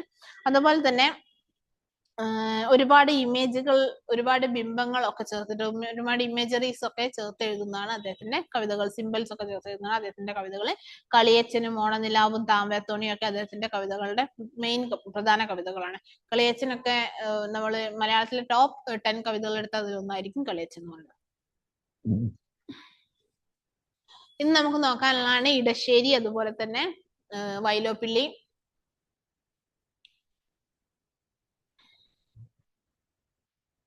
പിന്നെ NV കൃഷ്ണവാര്യർ. ഇവർക്കൊക്കെയുള്ള ഒരു പ്രധാന സ്വഭാവം എന്ന് പറയുന്നത് എന്താ വെച്ചാല് ഇവരെല്ലാം തന്നെ കാൽപ്പനികതയിൽ നിന്ന് വിടുതൽ ആഗ്രഹിച്ചിട്ട് മനഃപൂർവമായ ഒരു ശ്രമത്തിലൂടെ ആധുനികതയിലേക്ക് അല്ലെങ്കിൽ റിയലിസത്തിലേക്ക് വരാൻ ശ്രമിച്ചിട്ടുള്ള, യഥാർത്ഥതാവാദത്തിലേക്ക് വരാൻ ശ്രമിച്ചിട്ടുള്ള ആളുകളാണ്. ഇവരെല്ലാം കാൽപ്പനികതയുടെ ആ ഒരു ഭാവനാ സാന്ദ്രത്തിൽ മുങ്ങിപ്പോവാണ്ട് കാൽപ്പനികത മാത്രമല്ല മലയാള കവിതയ്ക്ക് വേണ്ടത്, അല്ലെങ്കിൽ കാൽപ്പനികതയുടെ ഭാവനാത്മക ലോകം മാത്രമല്ല വേണ്ടത്, സ്വപ്നത്തിൽ മാത്രം എഴുതല്ല വേണ്ടത്, അതിൽ നിന്നും കുറച്ചും കൂടെ നമ്മൾ യാഥാർത്ഥ്യത്തിലേക്ക് ഇറങ്ങേണ്ടതുണ്ടെന്ന് മനസ്സിലാക്കിയിട്ട് കവിതയിലേക്ക് യാഥാർത്ഥ്യത്തിലേക്ക് ഇറങ്ങി വന്നിട്ടുള്ള ആളുകളാണ് ഇടശ്ശേരിയും അതുപോലെ തന്നെ NV കൃഷ്ണവാര്യരും വൈലോപ്പിള്ളിയൊക്കെ. ഇടശ്ശേരിയുടെ എന്താ പറയാ കുറ്റിപ്പുറം പാലം ഒക്കെ അതിന്റെ ഒരു ഉദാഹരണമാണ്. അമ്പപേരാറെ നീ മാറിപ്പോകുമോ ആകുലയാമൊരു അഴുക്കുചാല എന്ന് പറയുന്നത് കുറ്റിപ്പുറം പാലത്തിന്റെയാണ്. അതുപോലെ തന്നെ വൈലോപ്പിള്ളി ശ്രീധരമേനോനും അതുപോലെ തന്നെ ശാസ്ത്രാവബോധവും സ്വാതന്ത്ര്യബോധവും അതുപോലെ തന്നെ വിപ്ലവ ആഹ്വാനം ചെയ്തിട്ടുള്ള സ്ത്രീ സ്വാതന്ത്ര്യം, ജന്മിത്വത്തിനോടുള്ള ചൂഷണത്തിനുള്ള എതിർപ്പ്, ഇങ്ങനെയുള്ള കാര്യങ്ങളൊക്കെ എഴുതിയത് വഴി യാഥാർത്ഥ്യ ബോധത്തിലേക്ക് ഇറങ്ങി വന്നിട്ടുള്ള ആളാണ് വൈലോപ്പിള്ളിയും. വൈലോപ്പിള്ളിയുടെ കുടിയൊഴിക്കൽ നമുക്ക് വേപ്പറ്റൂരിൽ പഠിക്കാനുണ്ട്. അത് നമുക്ക് എന്താണ് ജന്മിത്ത മുതലാളിത്ത വ്യവസ്ഥിതിയോടൊക്കെയുള്ള ഒരു അവസ്ഥ എങ്ങനെയാണെന്നൊക്കെയുള്ളത് കാണിക്കുന്നതാണ്. അതുപോലെ തന്നെ NV കൃഷ്ണവാര്യർ എന്ന് പറയുന്നതും എന്താണ് റൊമാൻറ്റിക് കവിതകളോടുള്ള പ്രതിഷേധം കാണിച്ചുകൊണ്ട് എഴുതി തുടങ്ങിയിട്ടുള്ളതാണ്.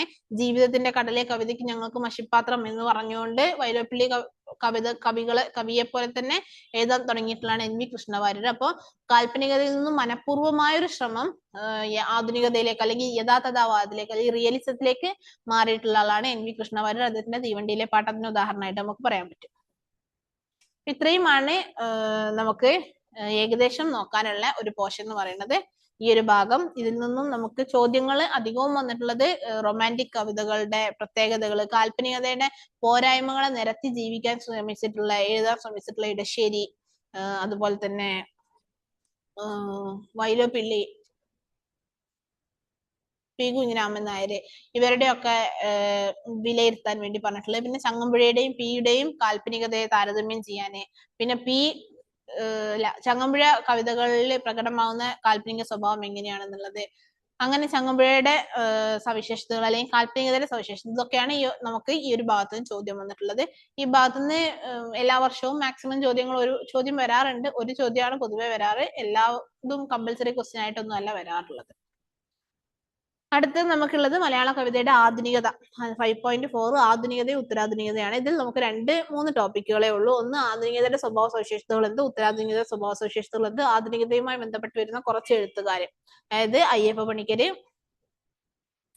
അതുപോലെ തന്നെ സച്ചിദാനന്ദന്, പിന്നെ NN കക്കാട്, അയ്യപ്പ പണിക്കര്, NN കക്കാട്, സച്ചിദാനന്ദൻ, ഇവരാണ് പ്രധാനപ്പെട്ട എഴുത്തുകാര്. പിന്നെ അത് മാധവൻ അയ്യപ്പത്തും ഉണ്ട്.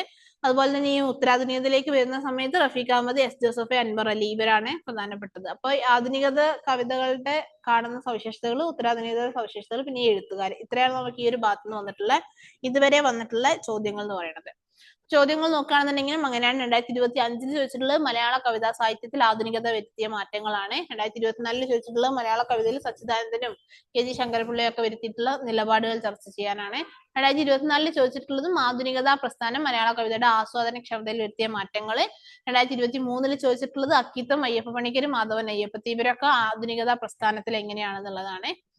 അപ്പൊ എല്ലാ ചോദ്യങ്ങളും അങ്ങനെ തന്നെയാണ്. മലയാള കവിതയിലെ ആധുനിക പ്രവണതകൾ എന്തൊക്കെയാണ്, അയ്യപ്പ പണിക്കർ, NN കക്കാട്, സച്ചിദാനന്ദൻ ഇവരുടെ രചനകൾ ആസ്പദമാക്കി വിശദീകരിക്കുക എന്നുള്ളത്. ഈ രീതിയിലാണ് ചോദ്യം. ഉത്തരാധുനികതയിൽ നിന്ന് 1-2 ചോദ്യങ്ങളെ ആകെ വന്നിട്ടുള്ളൂ. അപ്പൊ നമുക്ക് ആധുനികത എന്ന് പറഞ്ഞാൽ എന്താണ്, മോഡേണിസം എന്ന് പറയുന്നത് എന്താണ്, മലയാള കവിതയുടെ രൂപതലത്തിലും ഭാവതലത്തിലും അല്ലെ, 2 രീതിയിലും ഭാഷയിലും സാഹിത്യത്തിലും മാറ്റങ്ങൾ വരുത്തിയിട്ടുള്ള ഒന്നാണ് ആധുനികത എന്ന് പറയുന്നത്. ആധുനികത എന്ന് പറയുന്നത് ആധുനിക കാലഘട്ടത്തിലെ പ്രശ്നങ്ങൾ എന്ന് പറയുന്നത് ആധുനിക മനുഷ്യന്റെ ദുഃഖം എന്നൊക്കെ പറയുന്നത് സങ്കീർണമാണ്. അപ്പൊ അതിനനുസരിച്ച് മാനസിക വ്യതകള് നമ്മൾ അവനവന്റെ ഉള്ളിലേക്ക് നോക്കാൻ തുടങ്ങി, സമൂഹത്തിൽ നിന്ന് മാറിയിട്ട്. അപ്പൊ അവനവന്റെ പ്രശ്നങ്ങൾ എന്ന് പറഞ്ഞാൽ കുറച്ചും കൂടെ സങ്കീർണമാണ്. അപ്പൊ ആ പ്രശ്നങ്ങൾ അവതരിപ്പിക്കാനുള്ള ഭാഷയും കുറേ കൂടെ സങ്കീർണമാണ്. അങ്ങനെ സങ്കീർണമായിട്ടുള്ള ഒരു ഭാഷയില് അവതരിപ്പിക്കുന്നതാണ് ആധുനികതയിലെ ഭാഷ എന്ന് പറയുന്നത്. അതിൽ അത്രയധികം താളാത്മകമായിട്ടുള്ള ഒരു രീതിയൊന്നും ആവണമെന്നില്ല, അല്ലെങ്കിൽ കുറേയും കൂടെ ബിംബങ്ങൾക്കൊക്കെ പ്രാധാന്യം കൊടുത്തുകൊണ്ട് എഴുതുന്ന രീതിയാണ് അതിൽ നമുക്ക് കാണാൻ പറ്റുന്നത്. ഭാവപരമായിട്ട് പറയുകയാണെന്നുണ്ടെങ്കിൽ മനുഷ്യൻ എപ്പോഴും എന്തിന്റെയൊക്കെയോ സാക്ഷിയായി നിൽക്കുന്ന പോലെയാണ്. അതുപോലെ തന്നെ ഒരുപാട് യുക്തിയൊന്നും എഴുത്തിൽ ചിലപ്പം കാണാൻ പറ്റില്ല. കാരണം പല കാര്യങ്ങളെയും അവതരിപ്പിക്കുന്നത് ആ ഒരു സങ്കീർണതയുടെ രീതിയിലാണ്.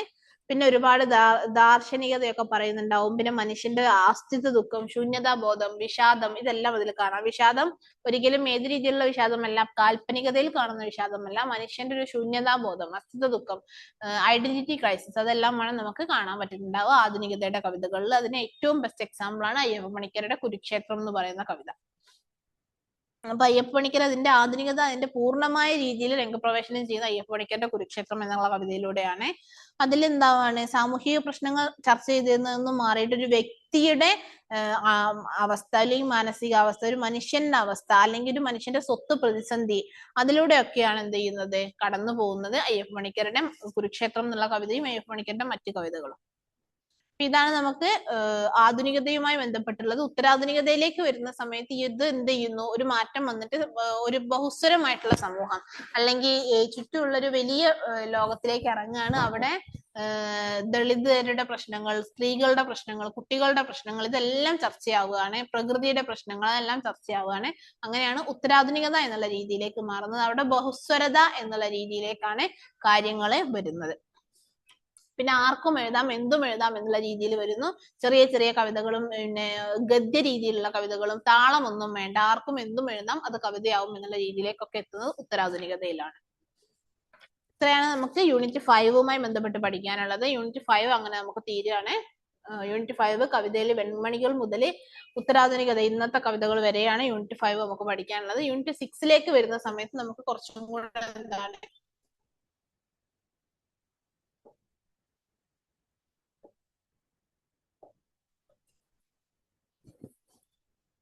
യൂണിറ്റ് 6ലേക്ക് വരുന്ന സമയത്ത് നമുക്ക് കുറച്ചും കൂടെ ടോപ്പിക്കുകൾ പഠിക്കാനുള്ള ഒരു ഏരിയയാണ്. അതായത് നാടകം, നോവല്, ചെറുകഥ, സഞ്ചാര സാഹിത്യം, ഇതൊക്കെയാണ് നമുക്ക് എന്തിലേക്ക് വരുന്ന സമയത്തുള്ളത്, യൂണിറ്റ് 6ലേക്ക് വരുമ്പോൾ ഉള്ളത്. നമുക്ക് ജസ്റ്റ് ഒന്ന് പെട്ടെന്ന് യൂണിറ്റ് 6 പറഞ്ഞു പോവാം. യൂണിറ്റ് 6ൽ 6.1 നാടകമാണ്. അപ്പൊ നാടകത്തിൽ നോക്കുന്ന സമയത്ത് ആദ്യം നാടകത്തിന്റെ ആദ്യ കാലഘട്ടം അല്ലെ. നാടകത്തിന്റെ ആദ്യ കാലഘട്ടം എന്നൊക്കെ പറയുമ്പോൾ നമുക്ക് ഇവിടെ ഒരുപാട് സംഗീത നാടകങ്ങളൊക്കെയാണ് ഉണ്ടായിരുന്നത്. തമിഴ് സംഗീത നാടകങ്ങളൊക്കെയാണ്. അതിൽ നിന്നും മാറിയിട്ട് പിന്നീട് ചരിത്ര നാടകങ്ങളും പ്രശ്ന നാടകങ്ങളും രാഷ്ട്രീയ നാടകങ്ങളും സാമൂഹിക നാടകങ്ങളും ഒക്കെ വരാൻ തുടങ്ങുന്നു. അങ്ങനെയാണ് നാടകത്തിന്റെ ഒരു വളർച്ച ഉണ്ടാവുന്നത്. പിന്നീട് നമുക്കിതിൽ പ്രധാനപ്പെട്ട് നോക്കേണ്ട ആളുകളാണ് ഇപ്പോ സാമുദായിക നാടകങ്ങളിലൊക്കെ അടുക്കളയിൽ നിന്ന് അരങ്ങത്തേക്ക്, അല്ലെങ്കിൽ മറക്കുടക്കുള്ളിലെ മഹാനരകം, അതൊക്കെ. അതുപോലെ തന്നെ സി വിയുടെ ചരിത്ര നാടകങ്ങള്, EV കൃഷ്ണപിള്ളയുടെ എന്താ പറയാ, അല്ലെങ്കിൽ EVയുടെ അതുപോലെ തന്നെ പുരാണ നാടകങ്ങള്, ചരിത്ര നാടകങ്ങളൊക്കെ. പിന്നെ CN ശ്രീകണ്ഠൻ നായരുടെ നാടകത്രയങ്ങള്, രാമായണ നാടകത്രയം. പിന്നെ നമുക്കുള്ളത് CN ശ്രീകണ്ഠൻ നായരുടെ, CN ശ്രീകണ്ഠൻ പറഞ്ഞല്ലോ അല്ലെ, CJ തോമസിന്റെ നാടകങ്ങളുടെ നമുക്ക് നോക്കാനുണ്ട്. ഇതൊക്കെയാണ് നാടകം എന്നുള്ള ഒരു പോർഷനിലുള്ളത്. പിന്നെ കാവാലൻ നാരായണ പണിക്കരുടെ തനത് നാടകവേദി, ഇതൊക്കെയാണ് നിങ്ങൾ നോക്കി വെക്കേണ്ടത്. അധികവും ചിലപ്പോഴൊക്കെ കമ്പൽസറി ക്വസ്റ്റ്യൻ വരുന്ന ഒരു ഏരിയയാണ് യൂണിറ്റ് 6ലെ നാടകം എന്ന് പറയുന്നത് കേട്ടോ. അപ്പൊ നാടകത്തിൽ ഇപ്പൊ നമ്മൾ കാവാലൻ നാരായണ പണിക്കരുടെ സംഭാവനകൾ നോക്കുകയാണെന്നുണ്ടെങ്കിൽ തനത് നാടകവേദി എന്നുള്ള രീതിയിലേക്ക് സംഭാവനകൾ ചെയ്തിട്ടുള്ള ആളാണ് കാവാലൻ നാരായണ പണിക്കർ. അതാണ് നമുക്ക് 2025 ചോദിച്ച ചോദ്യം കേട്ടോ. എന്തായാലും നമുക്ക് തുടക്കം മുതൽ നോക്കാം. മലയാള നാടകം അതിന്റെ പ്രാരംഭഘട്ടങ്ങളിലൂടെ വരുന്ന സമയത്ത് ആദ്യം നമ്മൾക്ക് ഇവിടെ ഉണ്ടായിരുന്നത് ഒരുപാട് സംഗീത നാടകങ്ങളൊക്കെ ആയിരുന്നു. തമിഴ്, സംസ്കൃത സംഗീത നാടകങ്ങളൊക്കെ ആയിരുന്നു. അതിനുശേഷമാണ് പിന്നീട് ചരിത്ര നാടകങ്ങൾ എഴുതാൻ തുടങ്ങിയത് അങ്ങനെ CB രാമൻപിള്ള എന്ത് ചെയ്തു, ഒരുപാട് ചരിത്ര നാടകങ്ങൾ എഴുതി. അദ്ദേഹത്തിന്റെ പ്രഹസനങ്ങൾ എന്ന് പറയാൻ വേണമെങ്കിൽ, അദ്ദേഹത്തിന്റെ പ്രഹസനങ്ങളൊക്കെ ചരിത്ര നാടകങ്ങളൊക്കെ. പിന്നീട് നമ്മൾ EV ആണ് എഴുതിയത്. EV സീതാലക്ഷ്മി, രാജ കേശവദാസ് തുടങ്ങിയിട്ടുള്ള ചരിത്ര നാടകങ്ങളും അതുപോലെ തന്നെ രാമരാജ പട്ടാഭിഷേകം പോലെയുള്ള പുരാണ നാടകങ്ങളും എഴുതാൻ തുടങ്ങി. പിന്നീട് നമുക്ക് സാമുദായിക നാടകങ്ങളൊക്കെ ഒരുപാട് ഉണ്ടാവുന്നുണ്ട്. അതിലൊക്കെയാണ് നമുക്ക് എന്ത് ഉൾപ്പെടുത്താൻ പറ്റുക, അടുക്കളയിൽ നിന്ന് അരങ്ങത്തേക്ക്, ഋതുമതി, മറക്കുടക്കുള്ളിലെ മഹാനരകം, അങ്ങനെയുള്ള കൃതികളൊക്കെ ഉൾപ്പെടുത്താൻ പറ്റുന്നത്. പിന്നെ അതുപോലെ തന്നെ ഇത് ഭൂമിയാണ് എന്നുള്ള കൃതി, അതൊക്കെ മുസ്ലിം സമുദായത്തിന്റെ പ്രശ്നങ്ങൾ പറയുന്ന കൃതികളാണ്. അങ്ങനെ ഒരുപാട് നാടകങ്ങൾ വരുന്നു. അതിനുശേഷം രാഷ്ട്രീയ നാടകങ്ങളും ഇതുപോലെ തന്നെ വരുന്നുണ്ട്. നിങ്ങൾ തന്നെ കമ്മ്യൂണിസ്റ്റ് ആക്കി പോലെയുള്ള രാഷ്ട്രീയ നാടകങ്ങളൊക്കെ അതിന് ഉദാഹരണമായിട്ട് നമുക്ക് കൊടുക്കാൻ പറ്റും. ഇതിനൊക്കെ ശേഷമാണ് പിന്നീട് എന്ത് ചെയ്യുന്നത്, മലയാള നാടകവേദി കുറച്ചും കൂടെ പ്രബലമായ രീതിയിൽ പാശ്ചാത്യ നാടക രീതികളെയൊക്കെ പിൻപറ്റിക്കൊണ്ട് വളരാൻ തുടങ്ങിയത്. അങ്ങനെ പാശ്ചാത്യനായിട്ടുള്ള ഇബ്സന്റെ നാടകങ്ങളിലെ പ്രത്യേകതകളെ ഫോളോ ചെയ്തു, അല്ലെങ്കിൽ അതുപോലെ സ്വാധീനം ഉൾക്കൊണ്ട് എഴുതിയിട്ടുള്ള ആളാണ് N കൃഷ്ണപിള്ള എന്ന് പറയുന്നത്. അദ്ദേഹത്തിന്റെ N കൃഷ്ണപിള്ളയുടെ നാടകങ്ങളിൽ ഇബ്സന്റെ നാടകങ്ങളുടെ സ്വാധീനങ്ങളൊക്കെ ഒരുപാടുണ്ടായിരുന്നു. അദ്ദേഹത്തിന്റെ നാടകങ്ങളെയാണ് പ്രഹസനങ്ങൾ അല്ലെങ്കിൽ പ്രശ്ന നാടകങ്ങൾ എന്നൊക്കെ പറയുന്നത്. ഇബ്സന്റെ ഡോൾസ് ഹൗസ് പോലെയുള്ള കൃതികളെയൊക്കെ ആസ്പദമാക്കിയിട്ടാണ് അദ്ദേഹം എഴുതിയത്. എന്താ വെച്ചിട്ടുണ്ടെങ്കിൽ ഒരുപാട് അർത്ഥവത്തായ പദങ്ങളായിരിക്കും ഉണ്ടാവുക. അതുപോലെ തന്നെ കുറിക്ക് കൊള്ളുന്ന സംഭാഷണങ്ങളായിരിക്കും ഉണ്ടാവുക. സ്ത്രീ പുരുഷ ബന്ധങ്ങളിൽ വ്യക്തിയും സമൂഹവും എങ്ങനെയാണ് അടങ്ങിയിരിക്കുന്നത് അതിൽ കാണിക്കുന്നുണ്ടാവും. അതുപോലെ തന്നെ കഥാപാത്രങ്ങളുടെ മാനസിക സംഘർഷത്തിനൊക്കെ പ്രാധാന്യം കൊടുക്കുന്ന രീതിയിലുള്ള നാടകങ്ങളായിരിക്കും. കുടുംബം ഒരു പശ്ചാത്തലമായിട്ട് വരുന്നതായിരിക്കും. അദ്ദേഹത്തിന്റെ കന്യക എന്ന് പറയുന്നതൊക്കെ ഈ ഒരു പ്രശ്ന നാടകത്തിന് ഉദാഹരണമാണ്. ആരുടെ? N കൃഷ്ണപിള്ളയുടെ കന്യകാവരണം. അപ്പൊ അതുകൊണ്ട് തന്നെ N കൃഷ്ണപിള്ളനെ ഇബ്സൻ എന്ന്, കേരള ഇബ്സൻ എന്ന് പറയുന്ന ഇബ്സന്റെ ഈ ഒരു പ്രത്യേകതകളെല്ലാം തന്നെ അദ്ദേഹത്തിന്റെ നാടകങ്ങളിലും N കൃഷ്ണപിള്ളയുടെ നാടകങ്ങളിലും കാണുന്നുണ്ടായിരുന്നു കേട്ടോ. പിന്നെ നമുക്ക് ഇതിൽ നോക്കാനുള്ളത് CJ തോമസ് ആണ്. CJ തോമസ് മലയാള നാടകത്തിൽ ഒരുപാട് ദാർശനികപരമായിട്ടും രംഗത്തിന് പ്രാധാന്യം രംഗത്തിന്റെ അവതരണത്തിലും ഒരുപാട് മാറ്റങ്ങൾ വരുത്തിയിട്ടുള്ള ഒരാളാണ് CJ തോമസ് എന്ന് പറയുന്നത്. അദ്ദേഹത്തിന്റെ ക്രൈം എന്നുള്ള നാടകം നമുക്ക് പേപ്പർ 2 പഠിക്കാനുണ്ട്. അപ്പൊ ക്രൈം വെച്ച് നോക്കിയാൽ തന്നെ നമുക്ക് പറയാൻ പറ്റും അതിന്റെ ഇതിവൃത്തം ഒക്കെ എന്താണ്, ഗൗരവമുള്ള ഇതിവൃത്തങ്ങളാണ്. അതുപോലെ തന്നെ ജീവിതഗന്ധിയായിട്ടുള്ള കാര്യങ്ങളാണ്. ഒരുപാട് ദാർശനികത, ഫിലോസഫി അതിൽ വരുന്നുണ്ടാവും. അതുപോലെ തന്നെ വ്യക്തിയും മനുഷ്യനും തമ്മിലും വ്യക്തിയും സമൂഹവും തമ്മിലും വ്യക്തിയും സമൂഹവും തമ്മിലൊക്കെ എപ്പോഴും ഫൈറ്റ്, സംഘർഷങ്ങളിലായിരിക്കും, കോൺഫ്ലിക്റ്റിലായിരിക്കും ഉണ്ടാവുക. അതുപോലെ തന്നെ അതിന്റെ സംഭാഷണങ്ങളൊക്കെ ഭയങ്കര ഷോർട്ടായിട്ടുള്ള സംഭാഷണങ്ങളും ഭയങ്കര അർത്ഥവത്തായിട്ടുള്ള സംഭാഷണങ്ങളും ആയിരിക്കും. കഥാപാത്രങ്ങൾക്കൊക്കെ ഒരു പ്രത്യേകതകളുള്ള കഥാപാത്രങ്ങളായിരിക്കും. അതായത് അതിന്റെ ഒരു ഭാവത്തിനെ അവതരിപ്പിക്കുന്ന രീതിയിലുള്ള കഥാപാത്രങ്ങളായിരിക്കും. ഇതൊക്കെയാണ് അദ്ദേഹത്തിന്റെ കഥാപാത്രങ്ങളുടെയും അദ്ദേഹത്തിന്റെ നാടകങ്ങളുടെയും സവിശേഷതകൾ. അദ്ദേഹത്തിന്റെ നാടകത്തിന് ഉദാഹരണമായിട്ട് നമുക്ക് ക്രൈം പറയാം. അതിന് പുറമെ നമുക്ക് ആ മനുഷ്യൻ നീ തന്നെ എന്നുള്ള നാടകവും, അതുപോലെ തന്നെ ആ മനുഷ്യൻ നീ തന്നെ നമുക്ക് പറയാൻ പറ്റും. അതുപോലെ തന്നെ അവൻ വീണ്ടും വരുന്നു, അതും അദ്ദേഹത്തിന്റെ നാടകങ്ങൾക്ക് ഉദാഹരണമായിട്ട് കൊടുക്കാം. പിന്നെ നമുക്ക് CN ശ്രീകണ്ഠൻ നായരുടെ നാടകത്രയത്തിനെ പറയാൻ പറ്റുക. അതായത് സാമൂഹിക പ്രശ്നങ്ങളെയൊക്കെ പ്രമേയമാക്കിയിട്ട് അദ്ദേഹം ഒരുപാട് നാടകങ്ങൾ എഴുതിയിട്ടുണ്ട്. പക്ഷെ അദ്ദേഹത്തിന്റെ ഏറ്റവും ഹിറ്റായിട്ടുള്ള അല്ലെങ്കിൽ ഏറ്റവും അറിയപ്പെടുന്ന നാടകങ്ങൾ എന്ന് പറയുന്നത് നാടകത്രയമാണ് അദ്ദേഹത്തിന്റെ. അദ്ദേഹം ശ്രീകണ്ഠൻ നായരെ സാകേതം, അതായത് ദശരഥൻ രാജാവിന്റെ ശാപത്തിന് അടിസ്ഥാനമാക്കി എഴുതിയിട്ടുള്ളതാണ് സാകേതം. അതുപോലെ തന്നെ ലങ്കാലക്ഷ്മി ശ്രീകണ്ഠൻ നായരുടെ രാമായണ കഥയുടെ അടിസ്ഥാനമാക്കി എഴുതിയിട്ടുള്ളതാണ് ലങ്കാലക്ഷ്മി എന്ന് പറഞ്ഞത്. സീതയെ കട്ടുകൊണ്ടു പോകുന്നത്, സീതാപഹരണവും ലങ്കാദഹനവും ഒക്കെയാണ് അതിൽ വരുന്നത്. പിന്നെ അതുപോലെ തന്നെ കാഞ്ചന സീത രാമായണത്തിലെ തന്നെ സീത പരിത്യാഗം മുതൽ സീതന്റെ തിരോധാനം വരെയുള്ള ഭാഗങ്ങൾ വരുന്നതാണ് കാഞ്ചന സീത എന്ന് പറഞ്ഞത്. അപ്പൊ ഇത് മൂന്നുമാണ് അദ്ദേഹത്തിന്റെ നാടകത്രയങ്ങൾ എന്ന് പറയുന്നത്, രാമായണ കഥകളെ അടിസ്ഥാനമാക്കിയിട്ട് എഴുതിയിട്ടുള്ള നാടകത്രയം. പിന്നെ കേരളത്തിലെ തനത് നാടകവേദി കൊണ്ടുവന്നിട്ടുള്ള ആളാണ് കാവാലം നാരായണ പണിക്കർ എന്ന് പറയുന്നത്. അദ്ദേഹത്തിന്റെ നാടക പാരമ്പര്യം എന്ന് പറയുന്നത് ഭാരതീയ നാടകത്തിന്റെ ഒരു ക്രിയാത്മകമായിട്ടുള്ള ഒരു വേർഷൻ എടുത്തിട്ട് അവതരിപ്പിക്കുന്ന രീതിയാണ് അദ്ദേഹത്തിന്റെ നാടകങ്ങൾ എന്ന് പറയുന്നത്. ആരുടെ? കാവാലം നാരായണ പണിക്കരുടെ തനത് നാടകവേദി എന്ന് പറയുന്നത്. ഇത്രയാണ് നമുക്ക് നാടകവുമായി ബന്ധപ്പെട്ട് പറയാനുള്ളത്. ബാക്കി കാര്യങ്ങൾ ഓൾറെഡി നിങ്ങൾ നോക്കിയിട്ടുണ്ടാവും. ഇത് ഞാൻ ചോദ്യങ്ങളുമായി, അതായത് മുൻവർഷ ചോദ്യങ്ങളുമായി അടിസ്ഥാനമാക്കി മാത്രം നോക്കിയിട്ടുള്ള കുറച്ച് പോർഷൻസ് ആണ്. കാവാലം നാരായണ പണിക്കരാണെന്നുണ്ടെങ്കിൽ തനത് നാടകവേദി, അടുക്കളയിൽ നാരങ്ങത്തേക്ക്, അതുപോലെ തന്നെ മറക്കുടക്കുള്ളിലെ മഹാനരകം, ഋതുമതി, ഇത് മൂന്നും എന്താണ്? സാമുദായിക നാടകങ്ങൾ ഉൾപ്പെടുന്നതാണ്. പിന്നെ സ്ത്രീ നാടകവേദിയുടെ ചരിത്രം നിങ്ങളൊന്ന് നോക്കി വെക്കണം. സ്ത്രീ നാടകവേദിയുടെ ചരിത്രത്തിൽ അങ്ങനെ ഒരുപാട് വലിയ വലിയ രീതിയിലുള്ള നാടകങ്ങളൊന്നും ഇല്ല. എന്നാൽ പോലും എന്ത് ചെയ്യണം? ജസ്റ്റ് ഒന്ന് നോക്കി വെക്കാനുള്ള ഒരു ഏരിയയാണ് കേട്ടോ സ്ത്രീ നാടകവേദിയുടെ ചരിത്രം. അത് ഒരു 1-2 പ്രാവശ്യം ചോദിച്ചിട്ടുള്ളൂ. ഇനി ചോദിക്കാൻ സാധ്യത ഉണ്ടോ എന്നൊന്നും അറിയില്ല.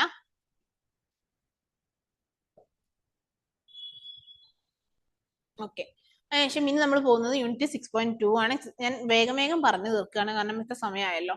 6.2ലേക്ക് വരുന്ന സമയത്ത് നോവലുകളാണ് അവിടെ പ്രധാനമായിട്ടും വരുന്നത്, അല്ലെ? അപ്പോൾ 6.2 നമ്മൾ നോക്കുമ്പോൾ നോവലിന്റെ ആദ്യഘട്ടത്തിലെ നോവലുകൾ. അപ്പോൾ ഇന്ദുലേഖയ്ക്ക് മുമ്പ് നോവലുകൾ ഉണ്ടായിട്ടുണ്ടോ? യെസ്, ഇന്ദുലേഖയ്ക്ക് മുന്നേ നോവലുകൾ ഉണ്ടായിട്ടുണ്ട്. കുന്തലത പോലെയുള്ള നോവലുകളൊക്കെ ഉണ്ട് അപ്പുൽ നെടുങ്ങാടിയുടെ. പക്ഷെ അതെന്തല്ല, നോവലിന്റെ എല്ലാ സവിശേഷതകളും, പ്രമേയം, ഇതിവൃത്തം, സംഭാഷണം, കഥാപാത്രങ്ങള്, പശ്ചാത്തലം, അതിന്റെ ആഖ്യാന രീതി, ഇതിനെല്ലാം കൂടെ മിക്സ് ചെയ്തിട്ട് ഒരു നല്ല രീതിയിൽ എത്തിയിട്ടുണ്ടായിരുന്നില്ല. അതുകൊണ്ടാണ് ഇന്ദുലേഖയ്ക്ക് മുന്നേയുള്ള നോവലുകളെല്ലാം തന്നെ പിന്തള്ളപ്പെടുകയും അതുപോലെ തന്നെ മലയാളത്തിലെ ഒരു സമ്പൂർണ്ണ ലക്ഷണമൊത്ത നോവലായിട്ട് കണക്കാക്കുകയും ചെയ്യാത്തത്.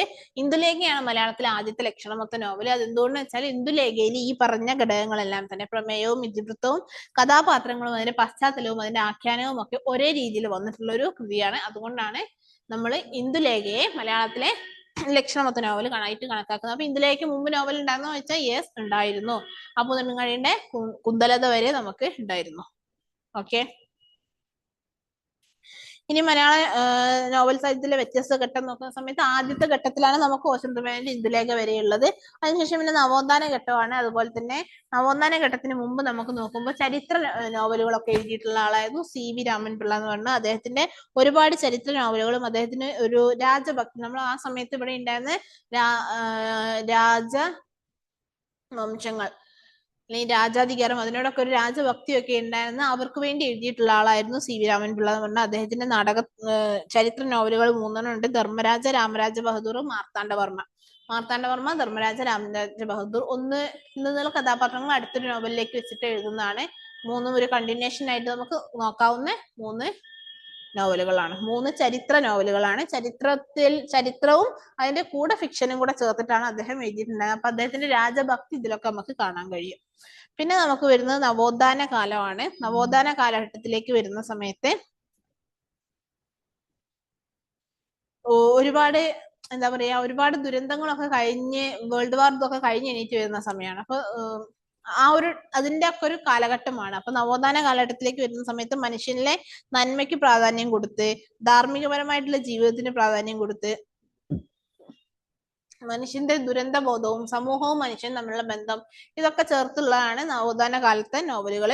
അതിൽ പ്രധാനപ്പെട്ട എഴുത്തുകാരാണ് കേശവദേവും തകഴിയും അതുപോലെ തന്നെ ബഷീറും എസ് കെ പൊറ്റക്കാടും. ഇപ്പൊ കേശവദേവിന്റെ ആണെങ്കിലും തകഴിയുടെ ആണെങ്കിലും എസ് കെ പൊറ്റക്കാടിന്റെ ആണെങ്കിലും ബഷീറിന്റെ ആണെങ്കിലും കൃതികൾ നോക്കുന്ന സമയത്ത് സമരവീര്യങ്ങൾ, അതുപോലെ തന്നെ ജീവിതത്തിലെ ദർശനങ്ങള്, മാർക്സിസ്റ്റ് ദർശനങ്ങള്, അതുപോലെ തന്നെ കർഷക പ്രശ്നങ്ങള്, തൊഴിലാളി പ്രശ്നങ്ങള്, ഈ പിന്നെ സമൂഹത്തിൽ മനുഷ്യൻ അനുഭവിക്കുന്ന സമൂഹവും മനുഷ്യനും തമ്മിൽ ഒരുമിച്ച് അനുഭവിക്കുന്ന പ്രശ്നങ്ങള്, മനുഷ്യന് ഉണ്ടാവേണ്ട സാമൂഹിക പ്രതിബദ്ധത, സ്വാതന്ത്ര്യതാ ബോധം, ഇതെല്ലാം ചേർത്തുള്ള കൃതികളായിരുന്നു ഇവരുടെയൊക്കെ. പി കേശവദേവിന്റെ ആണെങ്കിലും തകഴിയുടെ ആണെങ്കിലും ബഷീറിന്റെ ആണെങ്കിലും എസ് കെ പൊറ്റക്കാടിന്റെ ആണെങ്കിലും കൃതികള്. അപ്പൊ നവോത്ഥാനത്തിന്റെ പൊതുവായ സവിശേഷതകളും അതൊക്കെ തന്നെയാണ്.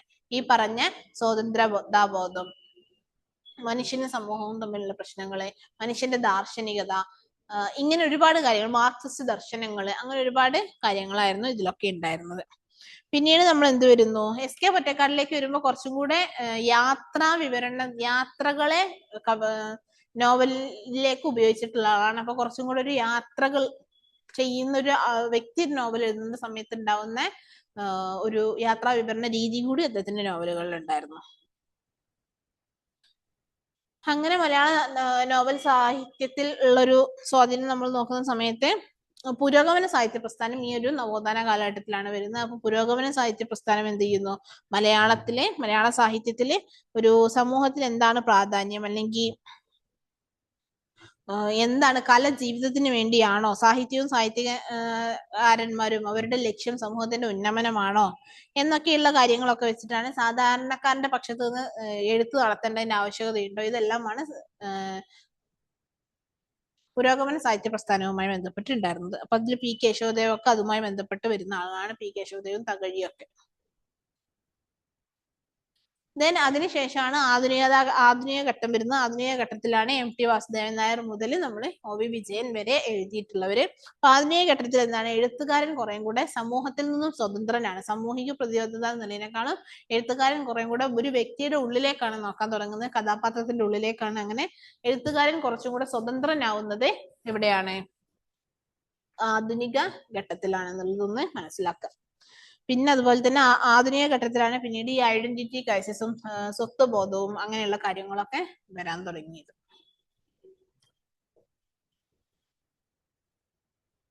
അപ്പൊ അതിൽ വരുന്ന എഴുത്തുകാരാണ് എം ടി വാസുദേവൻ നായർ ആണെങ്കിലും അതുപോലെ തന്നെ VKN, ഇവരൊക്കെ ആദ്യകാല ആധുനികതയുടെ എഴുത്തുകാരായിരുന്നു, കാക്കനാടനൊക്കെ.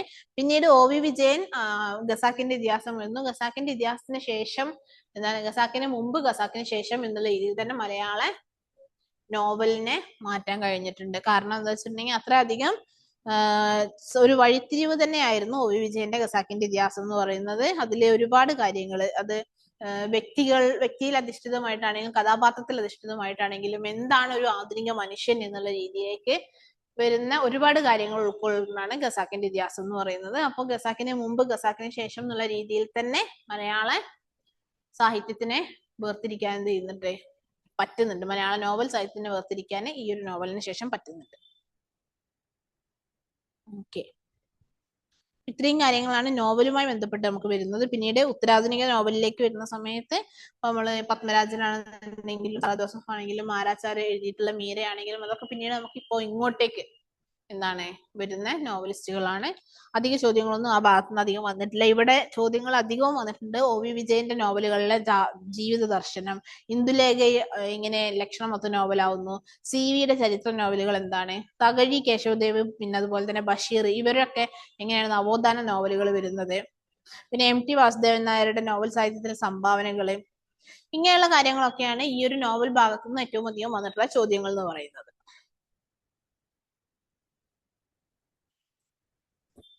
പിന്നെ അതിനുശേഷം പിന്നെ 6.3 ചെറുകഥയാണ് വരുന്നത്. ചെറുകഥയും നോവലിൽ നിന്നും ജസ്റ്റ് ഒരു ചെറിയ വ്യത്യാസമാണ് വരുന്നത്.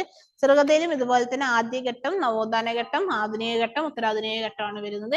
മലയാളത്തിൽ ആദ്യകാല ചെറുകഥകളെയാണ് നമ്മൾ ആദ്യഘട്ട ചെറുകഥകൾ എന്ന് പറയുന്നത്. അത് വാസന വികൃതി പോലെയുള്ള ചെറുകഥകളൊക്കെയാണ്. അതിലെ എഴുത്തുകാരെയാണ് നമ്മൾ രസികന്മാരായ തറവാടികൾ എന്ന് പറയുന്നത്. രസികന്മാരായ തറവാടികൾ എന്ന് പറയുന്നത് ആദ്യ കാലഘട്ടത്തിലെ ഉദയ കാലഘട്ടത്തിലെ എഴുത്തുകാരാണ്. ആദ്യകാല മലയാള ചെറുകഥാകൃത്തുക്കളാണ്. അപ്പൊ വേങ്ങേൽ കുഞ്ഞിരാമൻ നായർ, അതുപോലെ തന്നെ ഒടുവിൽ ഉണ്ണികൃഷ്ണ മേനോന്, ഇവരൊക്കെയാണ് അതിൽ വരുന്നത്. വേങ്ങേൽ കുഞ്ഞിരാമൻ നായരുടെ വാസന വികൃതിയാണ് ആദ്യത്തെ മലയാളത്തിലെ ചെറുകഥ എന്ന് പറയുന്നത് തന്നെ. അപ്പൊ ആദ്യകാല മലയാള ചെറുകഥകളുടെ സവിശേഷതകൾ എന്ന് പറഞ്ഞാൽ എന്താണ്? ഒരുപാട് വലിയ വലിയ സെന്റൻസുകളായിരിക്കും. അതുപോലെ തന്നെ ഭാഷയിൽ ഒരു കൃത്രിമത്വം ഉണ്ടാവും, ഒരുപാട് സംസ്കൃത സ്വാധീനം ഉണ്ടാവും. പിന്നെ ഡയലോഗുകളൊക്കെ ഭയങ്കര എന്താ പറയാ ആർട്ടിഫിഷ്യൽ ആയിരിക്കും. അതുപോലെ തന്നെ ഭയങ്കരമായിട്ടുള്ള ആലങ്കാരിക ഭാഷ, ഭയങ്കര സാഹിത്യ ഭാഷയായിരിക്കും ഉണ്ടാവുക. പിന്നെ കഥ പറച്ചിലൊരു ഭയങ്കര നാടകീയമായിട്ടുള്ളൊരു കഥ പറച്ചിലായിരിക്കും, ഒരു ഡ്രാമാറ്റിക് ആയിട്ടുള്ള കഥ പറച്ചിലായിരിക്കും. പിന്നെ അധികം പ്രമേയമായിട്ട് വരുന്നത് പ്രണയമാണ്. അപ്പൊ ഇതൊക്കെയാണ് ആദ്യകാല ചെറുകഥകളുടെ സവിശേഷതകൾ എന്ന് പറയുന്നത്. അതായത് വലിയ വലിയ സെന്റൻസുകളാണ്, ഭാഷയിൽ സംസ്കൃതത്തിന് ഒരുപാട് സ്വാധീനമുണ്ട്, ഒരു ആർട്ടിഫിഷ്യൽ ലാംഗ്വേജ് ആണ്, പിന്നെ ഡ്രാമാറ്റിക് ആയിട്ടുള്ള കഥ പറയുന്ന രീതിയാണ്, പ്രധാന പ്രമേയം പ്രണയമാണ്. പിന്നെ അതുപോലെ തന്നെ വായനക്കാരെ രസിപ്പിക്കുക എന്നുള്ളൊരു ഉദ്ദേശത്തോട് കൂടിയിട്ടുള്ളൊരു എഴുത്തുകളും കൂടെയാണ് ആ ഒരു സമയത്തുള്ള എഴുത്തുകൾ. പിന്നീടാണ് നവോത്ഥാന ഘട്ടം വരുന്നത്. നവോത്ഥാന ഘട്ടത്തിലാണ് തകഴിയും കേശവദേവും ബഷീറും ഒക്കെ വരുന്നത്. ബഷീർ കാരൂരും വരുന്നത്. കാരൂരും ഈ ഒരു സമയത്ത് വരുന്നതാണ്.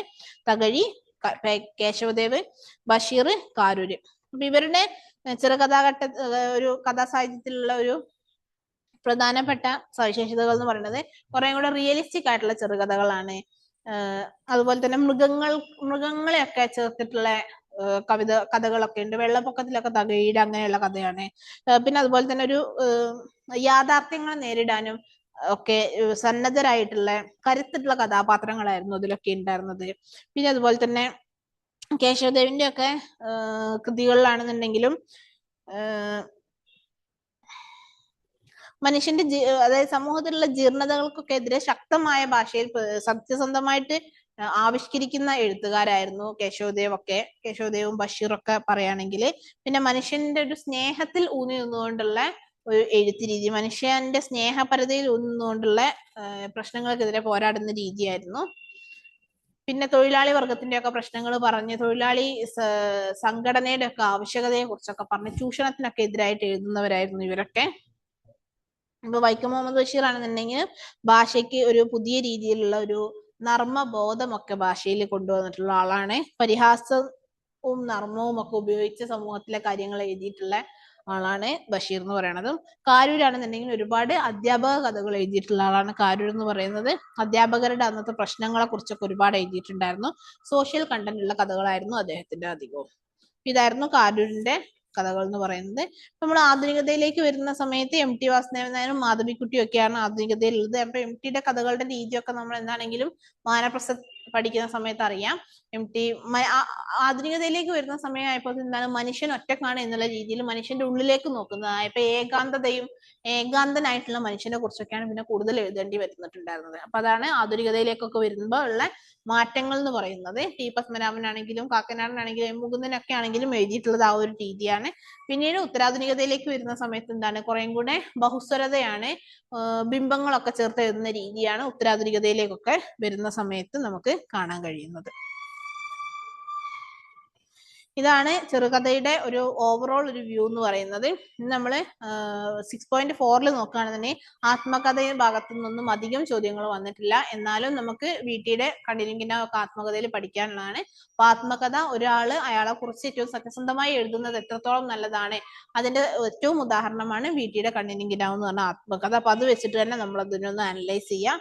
പിന്നെയുള്ളത് സഞ്ചാര സാഹിത്യമാണ്. SK പൊറ്റക്കാടിന്റെ സഞ്ചാര സാഹിത്യമാണ് നമ്മളതിൽ പ്രധാനമായിട്ടും നോക്കേണ്ടത്. അപ്പൊ സഞ്ചാര സാഹിത്യം എന്ന് പറഞ്ഞാൽ എന്താണ്, പ്രമേയം എന്ത് എന്നുള്ളതിനേക്കാളും അവിടെ നോക്കുന്ന എഴുത്തുകാരന്റെ അവതരിപ്പിക്കാനുള്ള രീതിനെയാണ് അല്ലെ. അപ്പൊ എഴുത്തുകാരന് പോയിട്ടുള്ള സ്ഥലങ്ങൾ സാധാരണ ജനങ്ങൾക്ക് കണ്ടു എന്ന് തോന്നുന്ന രീതിയിൽ എങ്ങനെ അനുഭവിപ്പിക്കാൻ കഴിയുന്നു എന്നുള്ളതാണ് ഒരു സഞ്ചാര സാഹിത്യത്തിൽ നോക്കുക. അതിനും ഏറ്റവും ആപ്റ്റായിട്ടും ഏറ്റവും കഴിഞ്ഞിട്ടുമുള്ള ഒരാളാണ് ആര്, SK പൊറ്റക്കാട് എന്ന് പറയുന്നത്. പിന്നെ നമുക്ക് ഈ ഒരു ഭാഗത്ത് നോക്കാനുള്ള ഒരു ടോപ്പിക്കാണ് ഉപന്യാസം അല്ല നിരൂപണം എന്ന് പറയുന്നത്. അപ്പം നിരൂപണം നമ്മൾ നോക്കുന്ന സമയത്ത് നമ്മൾ അതിൽ ഏറ്റവും നന്നായിട്ട് നോക്കേണ്ട ആളുകളാണ്. നിരൂപണത്തിൽ നമ്മൾ നോക്കേണ്ടതാണ് ആരൊക്കെയാണ്? MP പോളും മുണ്ടശ്ശേരിയും